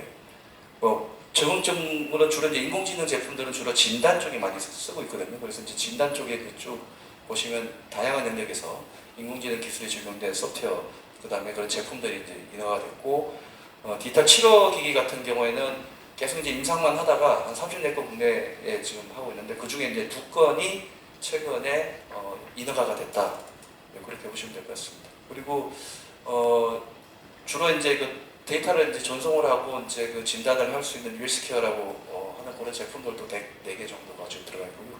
전반적으로 소프트웨어로 뭔가를 진단하고 치료를 하겠다는 제품들은 현재 보시면 한 480개 정도가 지금 인허가 돼서 사용되고 있습니다. 그리고 이제 그 이런 제품들에 대해서 저희가 일반적인 의료기기로 관리하게 되면 관리는 그렇게 하겠지만 뭔가 조금 혜택을 주기 위해서 저희가 한 게 이제 의료기기 사업법에 따라 혁신 의료기기라는 걸 이제 지정 제도를 만들었습니다. 그래서 저희가 20년도 5월달 이후에 혁신 의료기기 제도를 하면서 이렇게 혁신 의료기기가 지정이 되면 어떤 세제 혜택이라든지 연구개발이라든지 여러 가지 지원을 하고 식약처에서는 인허가에 대한 부분을 좀 더 신속하게 그다음에 우선적으로 검토하겠다는 입장을 가지고 있습니다. 그래서 지금 현재 이제 29개 제품이 혁신 의료기가 있는데 이 노란색으로 보시면 이게 다 소프트웨어입니다. 그러니까 온리 소프트웨어로 의료기기를 하겠다는 그런 업체들이 이만큼 들어와가지고 제가 좀 적극적으로 혁신 의료기기 지정을 지금 해주고 있고요. 그래서 왜 외부에서는 다른 건 안 하고 소프트웨어만 이렇게 많이 해주냐 막 그런 욕도 먹고 있는데 그럼에도 불구하고 저는 필요하다고 해서 적극적으로 지원해서 운영하고 있고 최근에는 이렇게 지정만 하는 게 아니라 복지부와 같이 그 디지털 이쪽에 특히 이제 대상이 이제 인공지능하고 이제 디지털 웨어러블 기술 적용된 제품들인데 이 제품이 혁신 의료기기로 지정과 동시에 허가도 하고 그 다음에 이제 그 보험까지 갈 수 있도록 쭉 연결할 수 있는 통합 심사 평가 제도를 도입하면서 기존에는 혁신 의료기기 지정받고 인허가 또 80이라고 그 다음에 그 심평원에서 기존 기술인지 아닌지 만약에 그 다음에 혁신 의료 기술인지를 쭉 해가지고 한 390일 걸렸다 그러면 한 번에 신청만으로 저게 80일 안에 허가까지 다 해주고 그 이후에 바로 현장에 적용할 수 있도록 하는 제도를 만들어서 지금 아까 제가 말씀드린 여기에서 지금 디지털 치료기기 2개 업체가 지금 통합심사로 통해 가지고 현장에서 지금 좀 쓰고 있고 그 다음에 총 요번에 3개가 이제 지정이 받았는데 그 중에 하나가 이제 인공지능 기술이 적용된 제품과 디지털 치료기기 2개 총 3개가 통합심사에 지정이 돼가지고 지금 진행 중에 있습니다. 그리고 이제 혁신 의료기기 같은 경우에는 기업을 저희가 우수한 기업을 지정해서 거기서 생산된 제품은 보다 간편하게 허가할 수 있도록 그렇게 하는 제도를 저희가 운영을 하고 있고 그 중에 이제 5개 업체가 지정돼서 운영되고 있습니다. 주 다 소프트웨어, 인공지능 의료기기를 하는 소프트웨어 업체가 지정됐습니다. 식약처는 안전관리 체계가 보시면 이렇게 사전과 사후로 나올 수 있고요. 주로 이제 뭐 GMP라는 거, 그 다음에 이제 인허가, 그 다음에 이제 판매하고 시판 완전 관리를 하고 있는데, 저희 쪽에서는 주로 이제 인허가 관련된 여러 가지 규제 개선을 한 사항을 조금만 좀 제가 말씀을 드리도록 하겠습니다. 일반적인 CTMR이나 이런 전통적인 하드웨어 제품에 비해서 소프트웨어는 형태가 없죠. 그냥 소프트웨어다 보니까. 그리고 이제 위해도도 좀 낮고 여러 가지 이제 제조 시설이나 이런 것들이 좀 불필요한 이제 그런 게 있습니다. 그런 형태가 있기 때문에 현재 의료기법을 적용하게 되면 많이 좀 애로사항이 좀 많다는 거죠. 그래서 저희가 이제 이걸 명확하기 위해서 18년도에 의료기기법에다가 기존에는 이제 기계, 기구나 장치, 재료 이런 식으로 이제 의료기기에 대한 정의를 내렸었는데, 그게 소프트웨어라는 거를 법에다 이제 개정을 했고요. 그리고 이제 소프트웨어를 의료기기에 해당된다고 하면서 저희가 품목도 한 90개 정도 일단 좀 신설을 해서 운영 중에 있습니다. 그리고 이제 GMP라고 해가지고 이제 그 제조 시설에 대한, 의료기기 만든 제조 시설에 대한 품질 관리를 해야 되는데, 그 품질 관리 일반적으로 제가 GMP를 하는데, 거기서도 이제 품목군을 만들어가지고 여기에 합당한 이제 품질 관리 체계가 이루어질 수 있도록 저희가 기준을 준비했고요. 그 다음에 이제 저희가 임상 시험도 이제 일부 해야 되는데, 소프트웨어 의료기기 같은 경우는 인체에 직접적으로 에너지를 가하거나 그런 삽입되거나 안 되기 때문에 그 임상 시험 할 때 우리가 GMP와 관련된 부분 서류를 일부 또 면제할 게 있고요. 인공지능이나 이렇게 데이터 기반으로 임상 시험을 하는 것은 사람한테 직접적으로 접촉하지 않기 때문에, 기존에는 환자를 모집을 해가지고 그 의료기기를 적용을 하고 해야 하는 그런 점이 있었는데, 인공지능 같이 이제 진단을 하는 거는 데이터만 가지고도 이제 할 수 있는 그런 성격이 있다 보니까, 저희가 후형적 임상이라는 시험도 신뢰성 데이터 가지고 요소를 평가한다 그러면 인정하겠다고 해서 이 임상 시험에 대한 범위도 좀 확대를 했습니다. 그리고 뭐 여러분도 아시겠지만 와치 쓰시죠?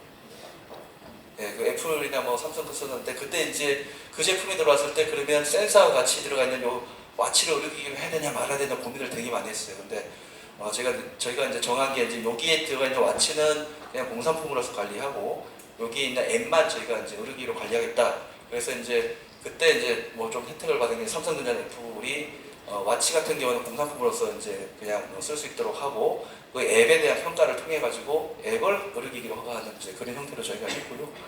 요즘에 이제 한참 이제 쓰고 있는 뭐 HMD, 그러니까 모바일 가상 증강현실을 볼 수 있는 그런 기기들도 공산품 영역에서 충분히 쓸 수 있기 때문에, 그 자체를 의료기기로 관리한다는 것은 좀 말이 안 될 수 있기 때문에, 저희가 이제 이런 그 가상 증강현실에 쓰이는 태블릿이나 이런 부분들은 다 의료기기에서 빼는 걸로 하고 소프트웨어만 관리하겠다, 이제 그렇습니다. 그리고 이런 이제 소프트웨어가 특성이 아까도 말씀드렸지만 계속 업그레이드되고 하고 있어요. 그래서 기존에는 업그레이드되면 저희한테 그 허가받은 제품들에 대해서 변경 허가를 받으라고 했는데, 저희는 이제 그렇지 아니하고 네거티브 방식으로 중요 사항만 변경 허가 받아라. 나머지는 경비사항으로 품질관리 체계에서 관리를 하면서 경미한 변경을 나중에 일괄 신고를 하고, 중요한 사항만 변경 허가 받도록 작년 2월 29일 날 제가 규제를 좀 이제 정비를 해가지고 했고요. 뭐 제품의 뭐 사용 목적이나 뭐 이런 거 성능이 완전히 바뀐다 하면 당연히 저희한테 변경 허가를 받아야 되겠죠. 근데 그보다 그 낮은 정도의 어떤 변경은 자체적으로 관리할 수 있도록 하는 제도를 제가 작년에 운영을 하고 있습니다. 그리고 이제 제가 규제 제어과잖아요. 규제만 하는 게 아니기 때문에, 이런 이제 우리 그 인공지능 의료기기나 소프트웨어 개발하는 업체들에서 어떻게 좀 쉽게 예측 가능하게 허가를 할 수 있을지에 대해서 항상 고민하면서 선제적인 가이드라인을 만들었는데, 보시면 이제 인공지능 쪽도 한 9개 쪽, 그 다음에 이제 디지털 치료기도 이제 한 6개 있고요. 요 이제 임상기획 같은 경우는 아까 우리 이상규 교수님께서 그쪽 연구팀에서 많이 작업을 해주셔가지고 임상을 어떻게 해야 되는지에 대한 부분에 대한 가이드라인도 저희가 하고 있고, 올해도 이제 디지털 치료기기 쪽은 또 이제 다른 적응증에 대해서도 발표할 예정이고요. 그 다음에 이제 이런 제품들이 소프트웨어가 주로 이제 환자 데이터를 왔다 갔다 주고받기 때문에 그 사이버 보안에 대한 부분이 상당히 중요합니다. 그래서 아무나 접근을 못하게 하고 그 데이터를 함부로 탈취하지 못하게 하는 그런 부분에 대한 기준을 가지고 있어야 되기 때문에, 제가 사이버 보안과 관련한 부분도 지금 현재 적용을 하면서 그런 것에 대한 가이드를 제시를 하고 있는 그런 상황입니다. 네. 그래서 저희 뭐 기업을 위해서 제가 여러 가지 이제 내부적인 프로그램, 지원 프로그램을 운영하고 있는 그런 상황이고요. 그래서 이제 제가 어제도 이제 또 저는 출장이 좀 많아요. 그래서 여러분들을 좀 많이 만나고 싶은 뭐 그런 것도 있고, 얘기도 좀 많이 듣고 지원을 해주고 싶은데, 어제는 제가 그 과기정통부에서 운영하는 여기 그 정서장애 관련한 디지털 치료기기 연구하는 팀하고 어제 미팅을 좀 했습니다. 제가 좀 그 산자부 쪽에 우리 그 디지털 치료기 쪽한 복지부, 그다음에 이제 과기부가 있는데 사업들이 보통 이제 그 3에서 한 5년 사이 그 과제도 금액도 거의 한 300억씩 되는 대형 과제들입니다. 여기서 생산되는 것들 다 의료기기에 해당될 수 있기 때문에 저희가 개발 단계부터 저희가 규제를 어떻게 적용되는지에 대한 그런 것들을 계속 컨설팅하고 신속하게 심사가 될 수 있도록 지금 노력하고 있고요. 그래서 지금 저희 각 부처하고 같이 협력을 해가지고 여러 가지 이제 지원을 하고 있다.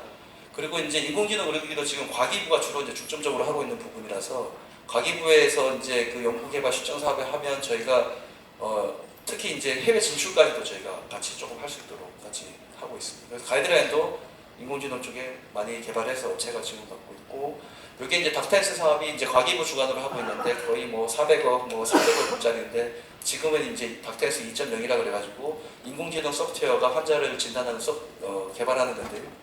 지금 여기 보시면 뭐 과기부하고 식약처하고 같이 이렇게 닥터헬스 병원이라고 협판식도 같이 좀 해주고 홍보도 하고 있고요. 지금도 많은 제품들이 지금 각 병원과 제조업체들이 참여해서 개발되고 있는 그런 상황입니다. 그리고 이제 뭐 조금 잘한 건데 저희가 인공지능이 조금 의료기기에 대해서 조금 자부심을 가지고 있는 게 저희가 그 IMDRF라는 국제의료기 규제 당국자가 있습니다. 선진 12개 국가가 여기 이제 미국, 영국, 뭐 유럽 다 들어가 있는데 한국도 가입이 되어 있어요. 그래서 한국이 17년도 가입을 하면서 아직 뭐 초보다 보니까 그 17년도에는 많은 역할을 못했지만 저희가 20년도에 인공지능 의료기기 그 워킹그룹을 결성을 했습니다. 한국 주제로. 그래서 여기에 이제 저희가 이제 의장을 맡으면서 우리가 이제 이런 인공지능 의료기기 새로 막 나오니까 국제적으로 통용될 수 있는 가이드라인을 만들어보자 라는 그런 취지로 결성이 됐고, 저희가 이제 한 2년 걸려가지고 작년 5월달에 가이드라인, 이제 인공지능 관련한 가이드라인 하나 발간도 했고요. 그 다음에 저희 그룹에서도 이제 퓨처 플랜이라고 앞으로 어떤 걸 더 개발해야 되는지, 어떤 방향으로 가야 되는지에 대한 그런 계획도 수립해가지고 여기 참가한 국가들이 다 합의를 봐가지고 지금 이제 플랜도 마련해서 이제 요거에 따라서 지금 운영되고 있는 그런 상황입니다. 그리고 뭐 계속 저희가 이제 규제 당국자들 모이는 이런 저기 초에도 참석해가지고 저희 디지털 헬스와 관련된 부분을 계속 어필하고 있고 같이 이제 협력해 나가자. 결국 이렇게 협력하자는 얘기는 뭔가 하면 최종 골은 저희가 인허가한 제품이 그쪽 나라에서도 바로 바로 인허가 돼가지고 쓰일 수 있게끔 그 상호 협정하는 이런 부분들을 저희가 계속 해가지고 만들어 나가겠다는 게 최종 목표가 되겠죠. 그리고 이제 사이버반 중요하다고 해서 저희도 이제 그 전문기관하고 계속 이제 하고 업무 설명도 개최하면서 저희가 이제 사이버반에 대한 부분이 좀 생소하기 때문에 이런 부분도 좀 지원 많이 하고 있습니다. 특히 저희가 부처별로는 이제 과기부나 이제 뭐 산자부, 복지부 여러 그다음에 기관들, 학회, 그다음에 우리 이제 스마트 헬스케어 협회도 있지만 같이 이제 소통 협력하면서 항상 의견도 듣고 저희가 할 수 있는 거는 지원할 수 있도록 그렇게 지금 나가고 있습니다. 식약처에서는 이제 규제 개선도 꼭 필요해요. 그래서 저희가 이제 작년에 이제 처장님께서 100대 과제를 발표를 했고요. 보시면 이제 그 디지털 헬스기기에 대한 부분이 일본으로 올라와 있잖아요. 그만큼 이제 식약처장님께서도 이 부분이 지금 중요하다는 이제 그런 인식을 가지고 계신 거고요. 이제 100대 과제 내에서 이제 여러 가지 이제 뭐 있지만 디지털 헬스기기가 워낙 새로운 것들이 나오다 보니까 이런 것들을 인허가하려고 하면 품목도 없는 경우가 많습니다. 이런 것들을 신속하게 한시적으로 품목을 지정을 해줘가지고 인허가 빨리 들어갈 수 있도록 해주는 그런 제도도 지금 저희가 했고, 지금 한 11개 품목이 한시적으로 일단은 품목 지정이 돼가지고 나중에 이제 요게 저희 고시 개정할 때 바로 이제 정식적으로 이제 담을 수 있도록 그렇게 하기에 사전 작업이라고 보시면 돼요. 그래서 11개 제품이 지금 한시적 품목을 일단 해서 지금 허가를 하고 있고요. 그 다음에 뭐 저희 아까도 말씀드렸지만 국제 기준 선도하겠다라는 부분도 이제 저희 들어가 있습니다. 그래서 아까 다자간 회의라든지 양자간 회의도 충분히 자주 만나고 해가지고 국내 규정을 외국에 알리고 외국 국가와 서로 이제 파트너십을 만들어서 우리 제품이 그쪽 나라에 바로 진출할 수 있도록 하는 작업을 위해서 노력하고 있습니다.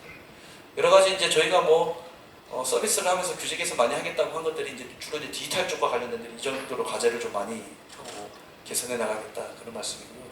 마지막으로 이제 디지털 의료 제품 법안입니다. 그래서 제가 지금 이제 그 여러 가지 이제 의료기기에 관련한 법들이 있지만 그래도 우리 디지털 헬스 기기에 관련된 법들을 조금 더 합리적인 규제를 제공을 하고 합리적인 안전관리를 필요하다는 입장에서 디지털 의료 제품이라고 했습니다. 그래서 법안이 지금 우리 백종원 의원님하고 서영석 의원님께서 주관을 해서 해주셨고요.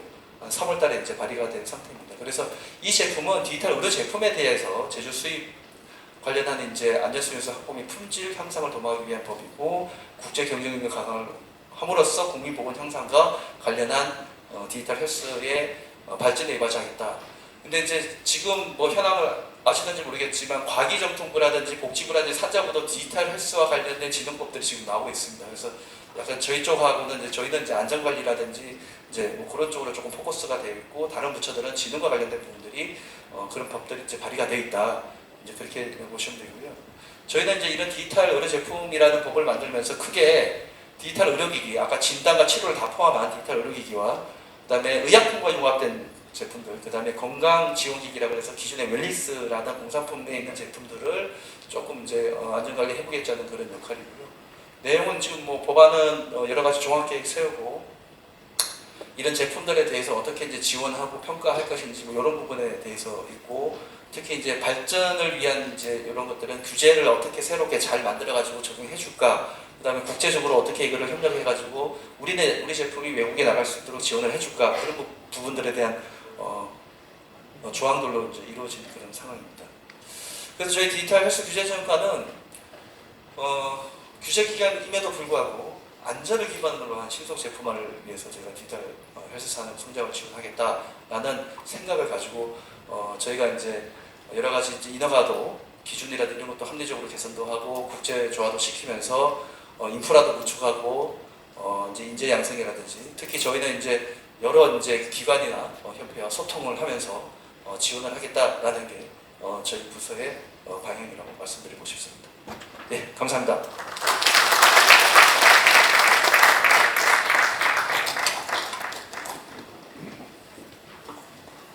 예, 굉장히 열띤 강의 잘 들었습니다. 그 규제 지원이라는 부분이 거의 이제 아까 고속도로를 표현해 주셨지만 규제라는 부분은 굉장히 희석이 되고 지원적으로 훨씬 더 강한 여러 가지 이제 새로운 그런 어떤 알고리즘들이 실제 일상에서 적용될 수 있도록 굉장히 많이 도와주는 노력을 하신 걸 확인할 수 있었습니다. 자, 그러면은 지금까지 세 분의 강의를 잘 들었고요. 그래서 이 발표에 대해서 질문 있으시거나 청중분들께서 코멘트 하실 부분들이 있으시면 기타원 씨 손을 들어주시면 제가 마이크로 가서 드리도록 하겠습니다. 얘기해 주시면.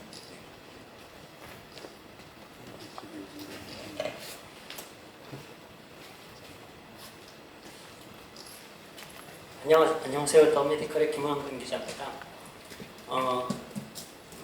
세운 발전을 듣고 되게 새로운 걸 많이 알게 됐습니다. 전자약에 대해서 굉장히 이해가 깊어졌다는 생각이 들고요.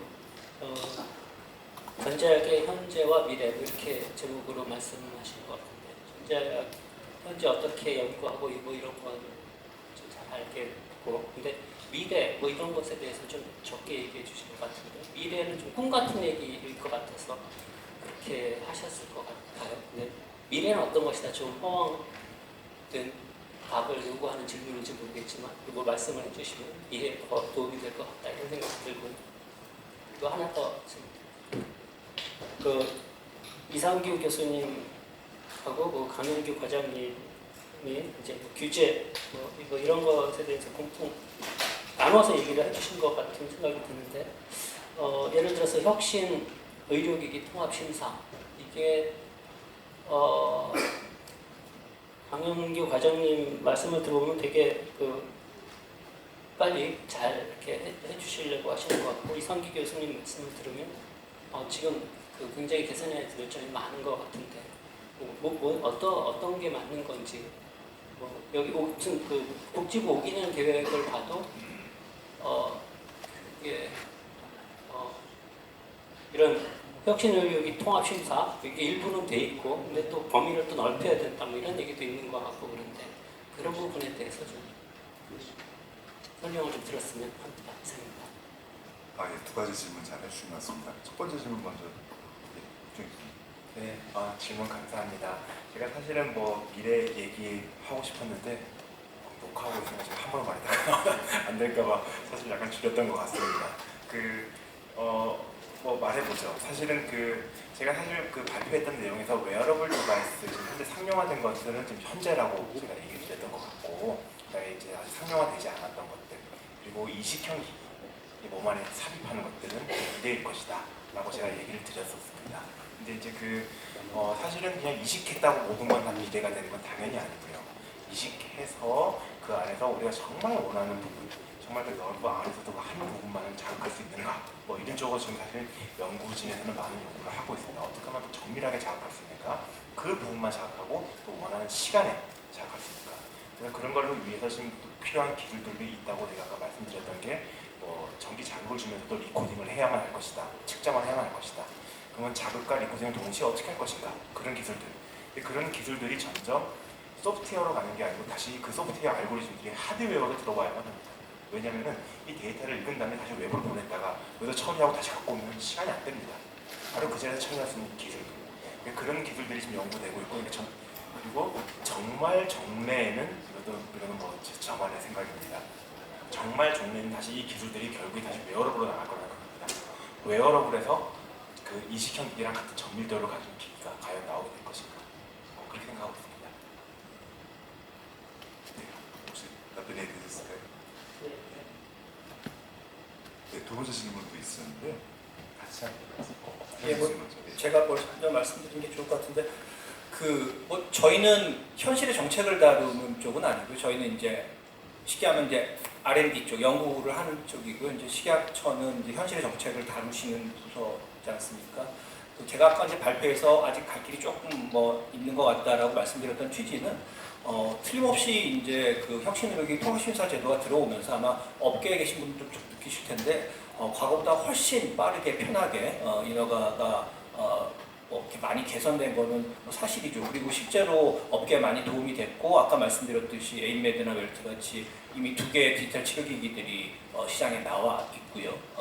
근데 이제 사람의 욕심이 끝이 없지 않습니까? 이제 좋은 제도가 만들어지면 더 좋은 제도로 가려면 어떻게 해야 되느냐, 이런 취지에서 아까 좀 말씀을 드렸던 거고요. 현재 우리나라는 외국 어느 나라에 뒤지지 않게 아주 제도가 정비가 잘 돼 가고 있고 잘 되어 가고 있다고 저도 개인적으로 생각을 하고 있습니다.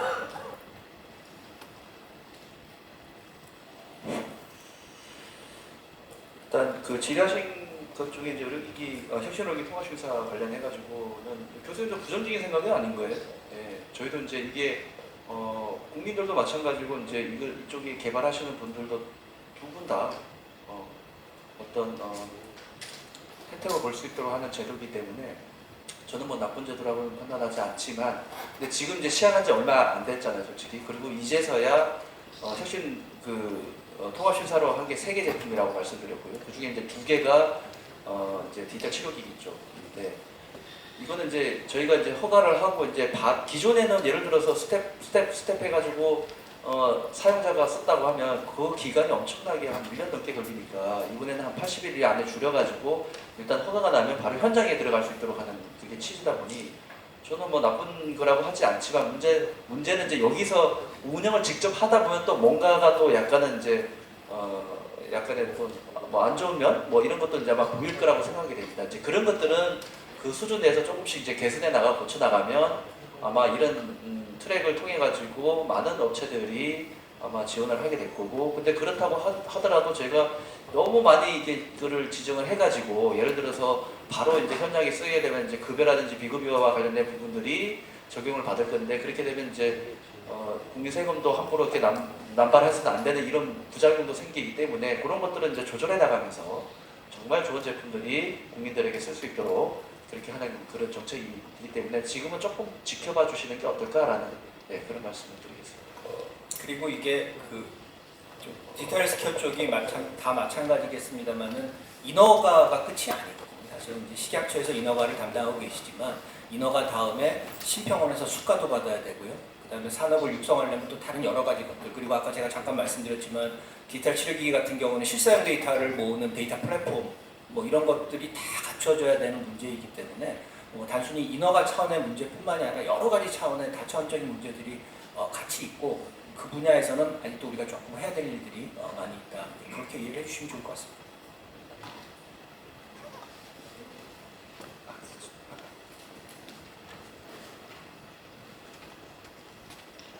안녕하십니까. 저 데일리안의 김성아 기자라고 합니다. 오늘 세 분 발표 너무 유익하게 잘 들었고요.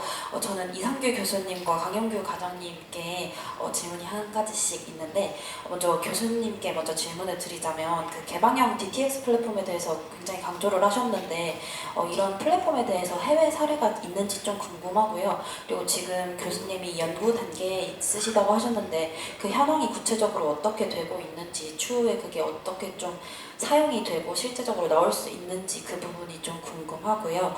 강영규 과장님께는 그 범부처 통합 컨트롤 타워에 대해서 조금 여쭤보고 싶어요.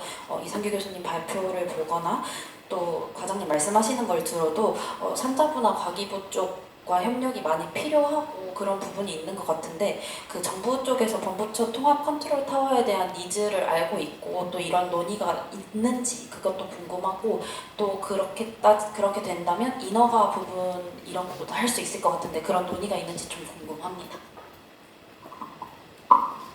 예, 뭐 제가 먼저 말씀을 드리면 사실 그 데이터 플랫폼과 관련된 부분은 아직 연구가 상당히 초기 단계라서 지금 현재 뭐 특별히 말씀드릴 수 있는 내용이 정리되지는 않았고요. 그다음에 외국의 사례도 사실은 뚜렷하게 뭔가 체계적으로 완벽하게 갖춰서 진행되고 있는 부분은 아직은 없는 상황입니다. 그래서 상당히 초기 단계다. 그리고 좀 더 많은 연구들이 좀 진행이 돼야 되고 그 과정에서 사실은 여러 가지 법이랑 같이 얽혀 있는 문제들이 많이 있습니다. 뭐 개인정보라든지 뭐 이런 것들이 다 얽혀 있어서 그래서 그런 부분들은 아직 딱히 정리된 내용은 없다라고 좀 아쉽지만 말씀을 드리고요. 사실은 뭐 조금 다른 얘기가 될 수도 있을 것 같은데 저희들이 이제 코로나를 겪으면서 이제 비대면 진료 플랫폼 같은 것들이 이제 우리나라에서도 많이 나오지 않았습니까? 뭐 닥터 나우니 뭐 해가지고 이게 일종의 이제 중개죠, 그죠? 그러니까 의료진과 환자를 뭔가 매개시켜주는 플랫폼들이 나왔는데 뭐 조금 다른 차원의 플랫폼이긴 하지만 사실은 그런 부분들에 대해서도 사실 우리나라 의료 체계 내에서 어떤 식의 보상을 줄 것인가와 관련된 내용도 사실은 아직 논의된 것도 없고 정리도 안 돼 있는 것이 사실입니다. 그래서 이게 단순히 데이터 플랫폼만의 문제가 아니라 우리가 디지털 헬스케어 생태계 전체를 바라보면 다양한 형태의 플랫폼들이 필요하게 되고 그런 플랫폼들에 대해서는 사실 우리나라 의료 체계에서 뭔가 보상을 해주지는 않았었죠, 공식적으로. 근데 앞으로는 아마 그런 플랫폼들에 대한 보상이 상당히 중요한 이슈가 될 것 같다고 생각을 하고요. 그런 부분들에 대한 고민은 지금부터라도 좀 시작을 해야 되지 않는가 하는 생각들을 좀 하게 됩니다.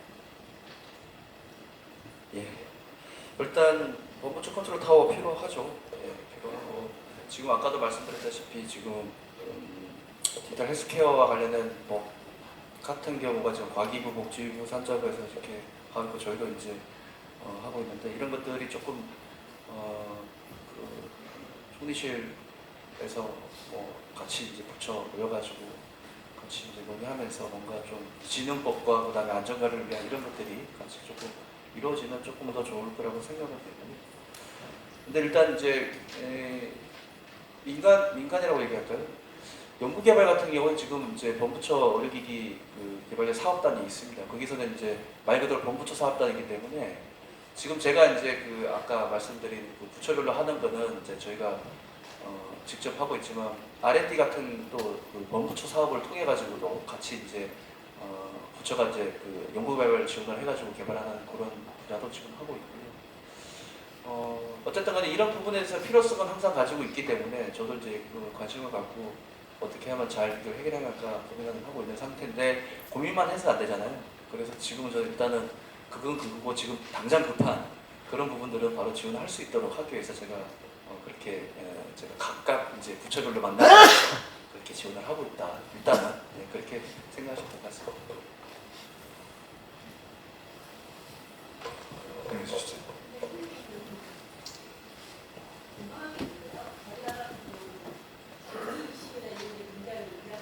마이크 쓰시겠어요? 그 궁금한 게 있는 게 이제 이 장기 이식이나 저희 나라에서는 그게 되게 부족해가지고 인공 이식이나 이제 뭐 그 부분에서도 굉장히 연구가 필요할 것 같은데 그런 부분도 지금 전자약의 개념으로 들어갈 수 있는 건지 그다음에 전자약하고 디지털 헬스케어 이 디지털 의료 기기하고가 약간의 저희는 차이가 있다고 생각하는데 시각처도 그렇게 판단하고 있는지 하고요. 이상규 교수님께서 아까 말씀하시기를 세브란스 병원하고 지금 연구하고 계시다고 했는데 한국에서의 대기업 중에 뭐 단순 투자가 아니라 직접적으로 이런 혁신적인 의료 분야에 개발에 참여하고 있는 기업분들이 있다면 어떤 게 있는지가 궁금합니다. 질문을 같이 해주신 것 같은데 그럼 일단 그 인공장비에 대한 질문 먼저 한번 말씀해 주시겠습니다. 네. 사실은 전자약이라고 지금 얘기를 한다면 사실 전자약이라는 단어 자체도 정의가 어렵다고 말씀드리긴 했었지만 전자약은 일반적으로는 무슨 자극하는 장치랑 자극하는 장치만 있어서 전자약이라고 하고 또 측정하는 장치도 넣고 있는데 장기를 넣는다. 사실 인공 장기를 얘기는 연구는 하고 있는 것 같긴 한데 그거를 전자약으로 지금은 이렇게 고려하고 있는 것 같지는 않아 보이긴 합니다만 모르겠습니다. 향후 먼 미래는 어떻게 될지 모르겠습니다. 지금 현재는 이렇게 그 부분을 적극적으로 전자약이다라고 고려하고 있는 것 같지는 않습니다. 저도 이제 잠깐 보충 질문드리면 저도 이제 전자약 관련된 연구를 하고 있는데 전자약은 아까 마지막 질문하고 좀 연결되지만 디지털 치료제랑 근본적으로 다른 거는 하드웨어. 이 디지털 치료제는 소프트웨어입니다.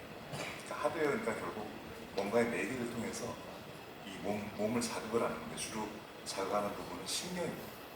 신경 조직이 전 뇌에만 있는 게 아니라 말초에도 존재하고 말초에 존재하는 신경도 다양한 방법으로 예를 들어서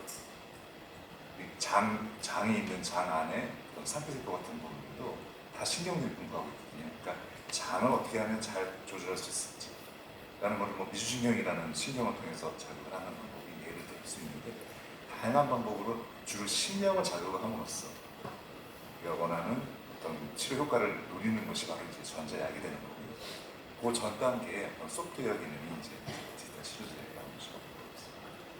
그럼 이제 두 번째 질문에 하셨던 세브란스 병원의 그거는 이상규 씨 혹시?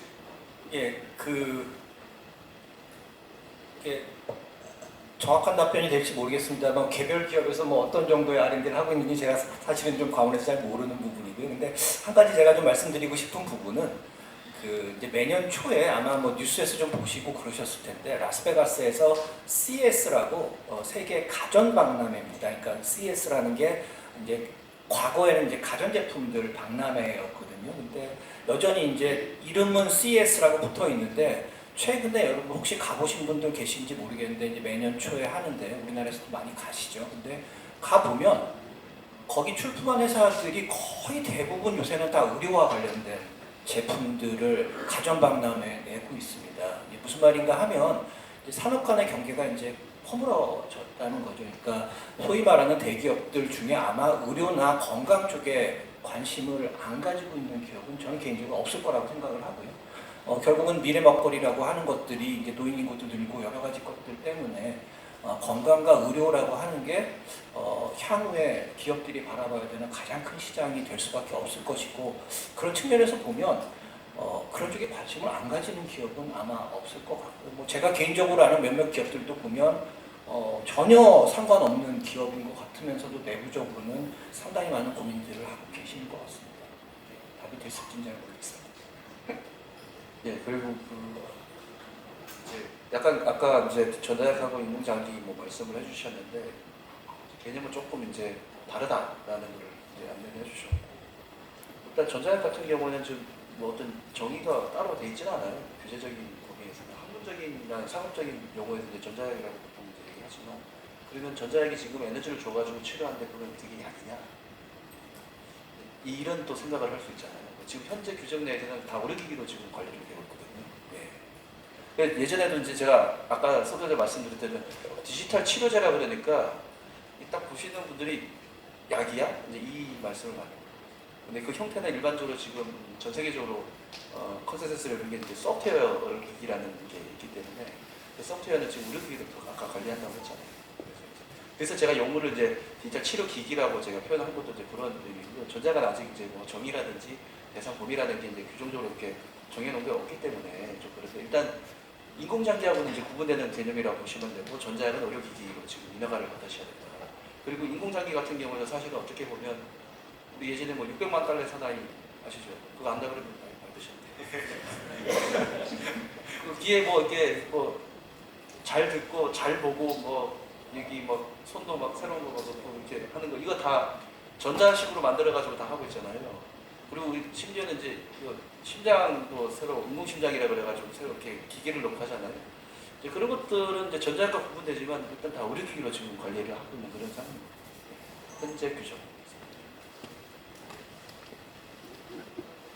또 질문 있습니다. 네.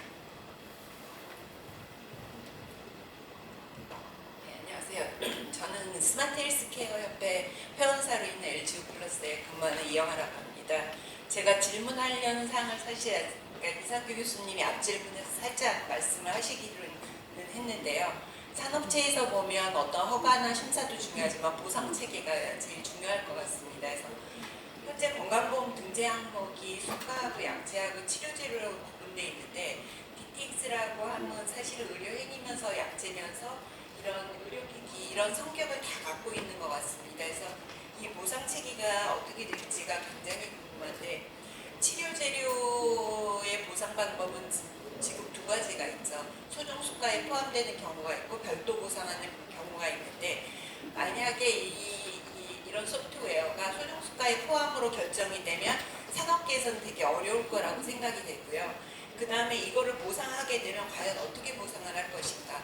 기존의 건강보험 수가 만들어지듯이 개발 비용, 개발 원가만 하게 되면 과연 운영 비용은 어떻게 할까. 그런 게 굉장히 좀 궁금하기도 합니다. 근데 아까 교수님께서 플랫폼에 대한 보상을 말씀을 하셨는데 이제 그 장표에 보시면 플랫폼 공용 플랫폼하고 DTX 회사는 또 별도로 이렇게 구분돼서 그림을 그려놓으셨어요. 그래서 플랫폼에 대한 보상뿐만이 아니라 이 DTX 기기 회사에 대한 자체 보상에 대해서 어떻게 생각하시는지, 어떤 게 바람직하다고 생각하시는지가 궁금합니다.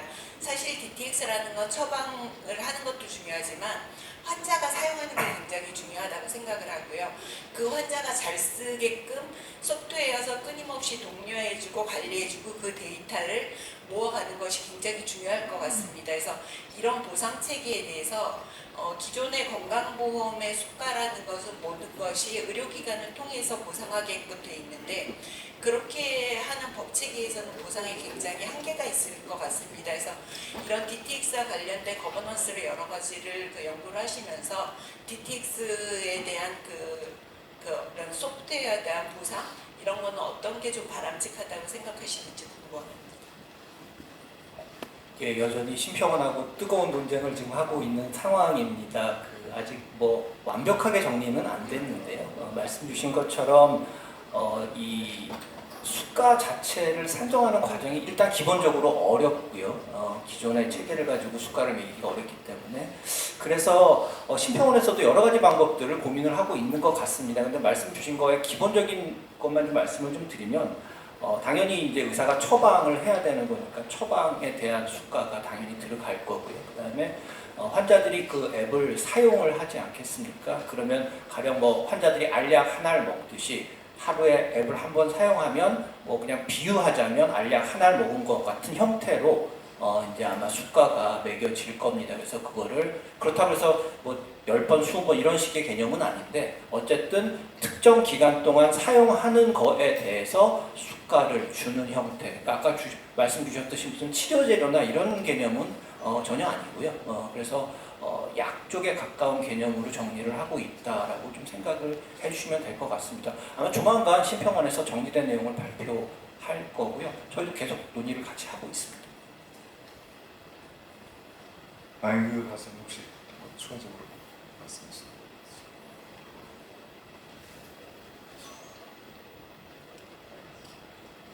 네, 또 질문 더 있으시면. 네, 안녕하세요. 주식회사 김태영이라고 합니다. 강윤규 과장님께 질문이 있는데요. 우선 혁신의료기기 통합심사 제도라는 건 사실 의료기기 제조업체들에게 되게 반가운 소식이고, 그런데 제도를 신청할 수 있는 기기가 한정적인 걸로 알고 있어요. 그래서 통합심사를 신청할 수 있는 기기 구분이 확장될 여지가 있을지, 그리고 그 중에서 오늘 포럼에서 다뤘던 전자약, 웨어러블이 아닌 전자약 혹은 웨어러블이면서 전자약 이런 것들도 통합심사를 신청할 수 있는 게 언제쯤 될지 좀 그게 궁금합니다. 지금 통합심사는 지금 혁신의료기 군의 발표자료도 있지만 인공지능하고 빅데이터 기술을 이용했다든지, 대표적으로 이제 인공지능 소프트웨어가 대표로 될 수 있고요. 그 다음에 이제 디지털이라든지 웨어러블 기술인데, 그 대표적인 게 아까 말씀드린 이제 소프트웨어 중에서도 치료를 하겠다는 디지털 치료기기가 지금 거기에 들어가요. 그래서 두 개의 군에 해당된다 그러면 혁신의료기기 그 지정 및 그 통합심사가 대상이 되는 거고요. 근데 이제 그 군에 해당된다 그래서 신청을 하셔서 무조건 되는 건 아니에요. 그러니까 저희가 이제 지정 요건이 되는지를 평가는 해야 되겠죠. 근데 아마 뭐 전자약 같은 경우는 이제 웨어러블 형태로 되어 있고 뭐 그렇게 한다 그러면 대상은 충분히 되지 않을까라는 생각은 하고 있습니다.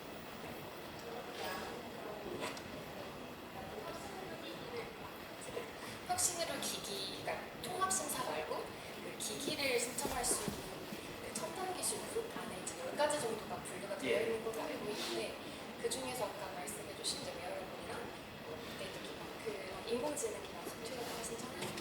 나머지 첨단 기술군에서 통합심사를 신청할 수 있지 않은 지금 나머지 군에 있죠. 예. 네, 그것들에 대해서 조금 더 통합심사를 신청할 수 있는 기회가 있을지, 그런 것들이 검토되고 있는지 좀 궁금합니다. 지금은 없습니다. 근데 이제 아까도 말씀드렸지만 이쪽에 이제 소프트웨어 위주의 그런 이제 저희가 제품들을 이제 해보고요. 그게 이제 시작이잖아요. 확대는 이제 저희가 뭐 결정한 복지와 같이 또 이제 결정하는 부분이 있기 때문에 이 제도가 좀 시행이 되면서 좋다 그러면 당연히 확대를 해가지고 많은 기업들과 국민들이 혜택을 볼 수 있게끔 하는 게 제 최종 목표인 것 같습니다.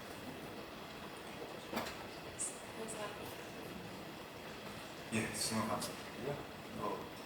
추가적인 질문. 시간이 어느 정도 저희 예정된 시간이 다 된 것 같습니다. 그래서 저희 질문 답변 시간으로 좀 마치도록 하고, 연합회 차기 3차 포럼이 지금 다음 2달 뒤에 예정되어 있는데, 그 포럼을 주관해 주실 한국바이오의학협회 이정석 회장님께서 말씀을 해 주시겠습니다. 네, 많은 시간 수고 많으셨습니다. 제2차 한국제약바이오헬스케어연합회 포럼이 마무리되는 시간입니다. 오늘 세 분의 발제자분들께서 발표해 주신 것처럼 전자약 그리고 디지털 치료제에 대한 개발 그리고 상용화는 이제 시작 단계입니다. 2년 전인 2020년 식약처에서 디지털 치료제 기기의 허가와 관련한 가이드라인을 마련한 바 있지만 지루 답변에서도 답변을 드린 것처럼 식약처 허가 트랙을 통과하더라도 실제 건강보험 수가의 반영이라든가 또 현장에서 본격적인 상용화를 위해서는 아직 해결해야 될 과제들이 산적해 있습니다. 실제 우리나라는 높은 수준의 ICT 기술 그리고 기본 인프라 그리고 디지털 헬스케어 관련된 기술 역량들이 잘 축적되어 있다고 보입니다. 이를 바탕으로 향후 본격 전개될 글로벌 디지털 치료제 시장을 주도할 수 있도록 투자 규모 지속적인 확대 그리고 지원이 필요하겠고, 아울러 디지털 치료제의 상용화를 앞당길 수 있는 관련 제도의 선제적인 개선의 지혜를 모아야 하겠습니다. 아울러 사용자 인식 개선 등 디지털 치료제의 채택과 구현을 위한 노력도 병행되어야 하겠습니다.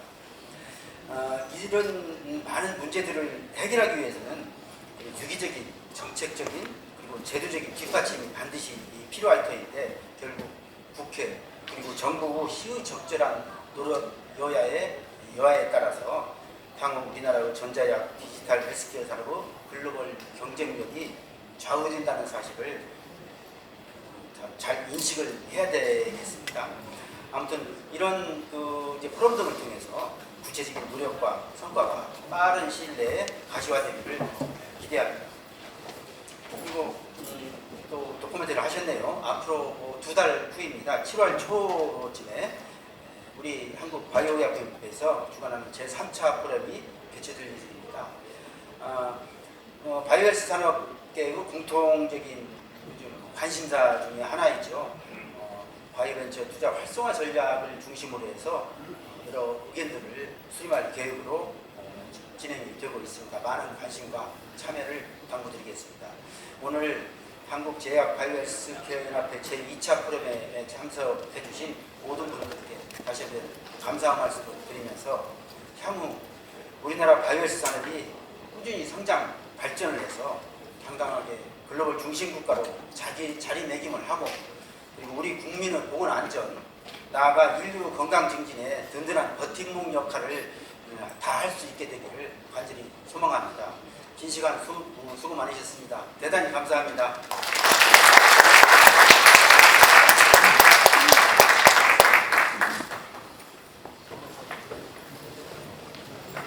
예, 한국바이오의약품협회 이정석 회장님 말씀 감사합니다. 오늘 포럼은 이것으로 마치겠습니다. 바쁘신데도 불구하고 끝까지 자리를 지켜주신 여러분께 대단히 감사드립니다. 다음 포럼 때 뵙겠습니다. 감사합니다. 아울러 내빈들께서는 모찬이 준비되어 있으니 함께 이동하여 주시면 감사드리겠습니다. 네. 아니요, 약속이 있으셔가지고 네. 필요하시면 또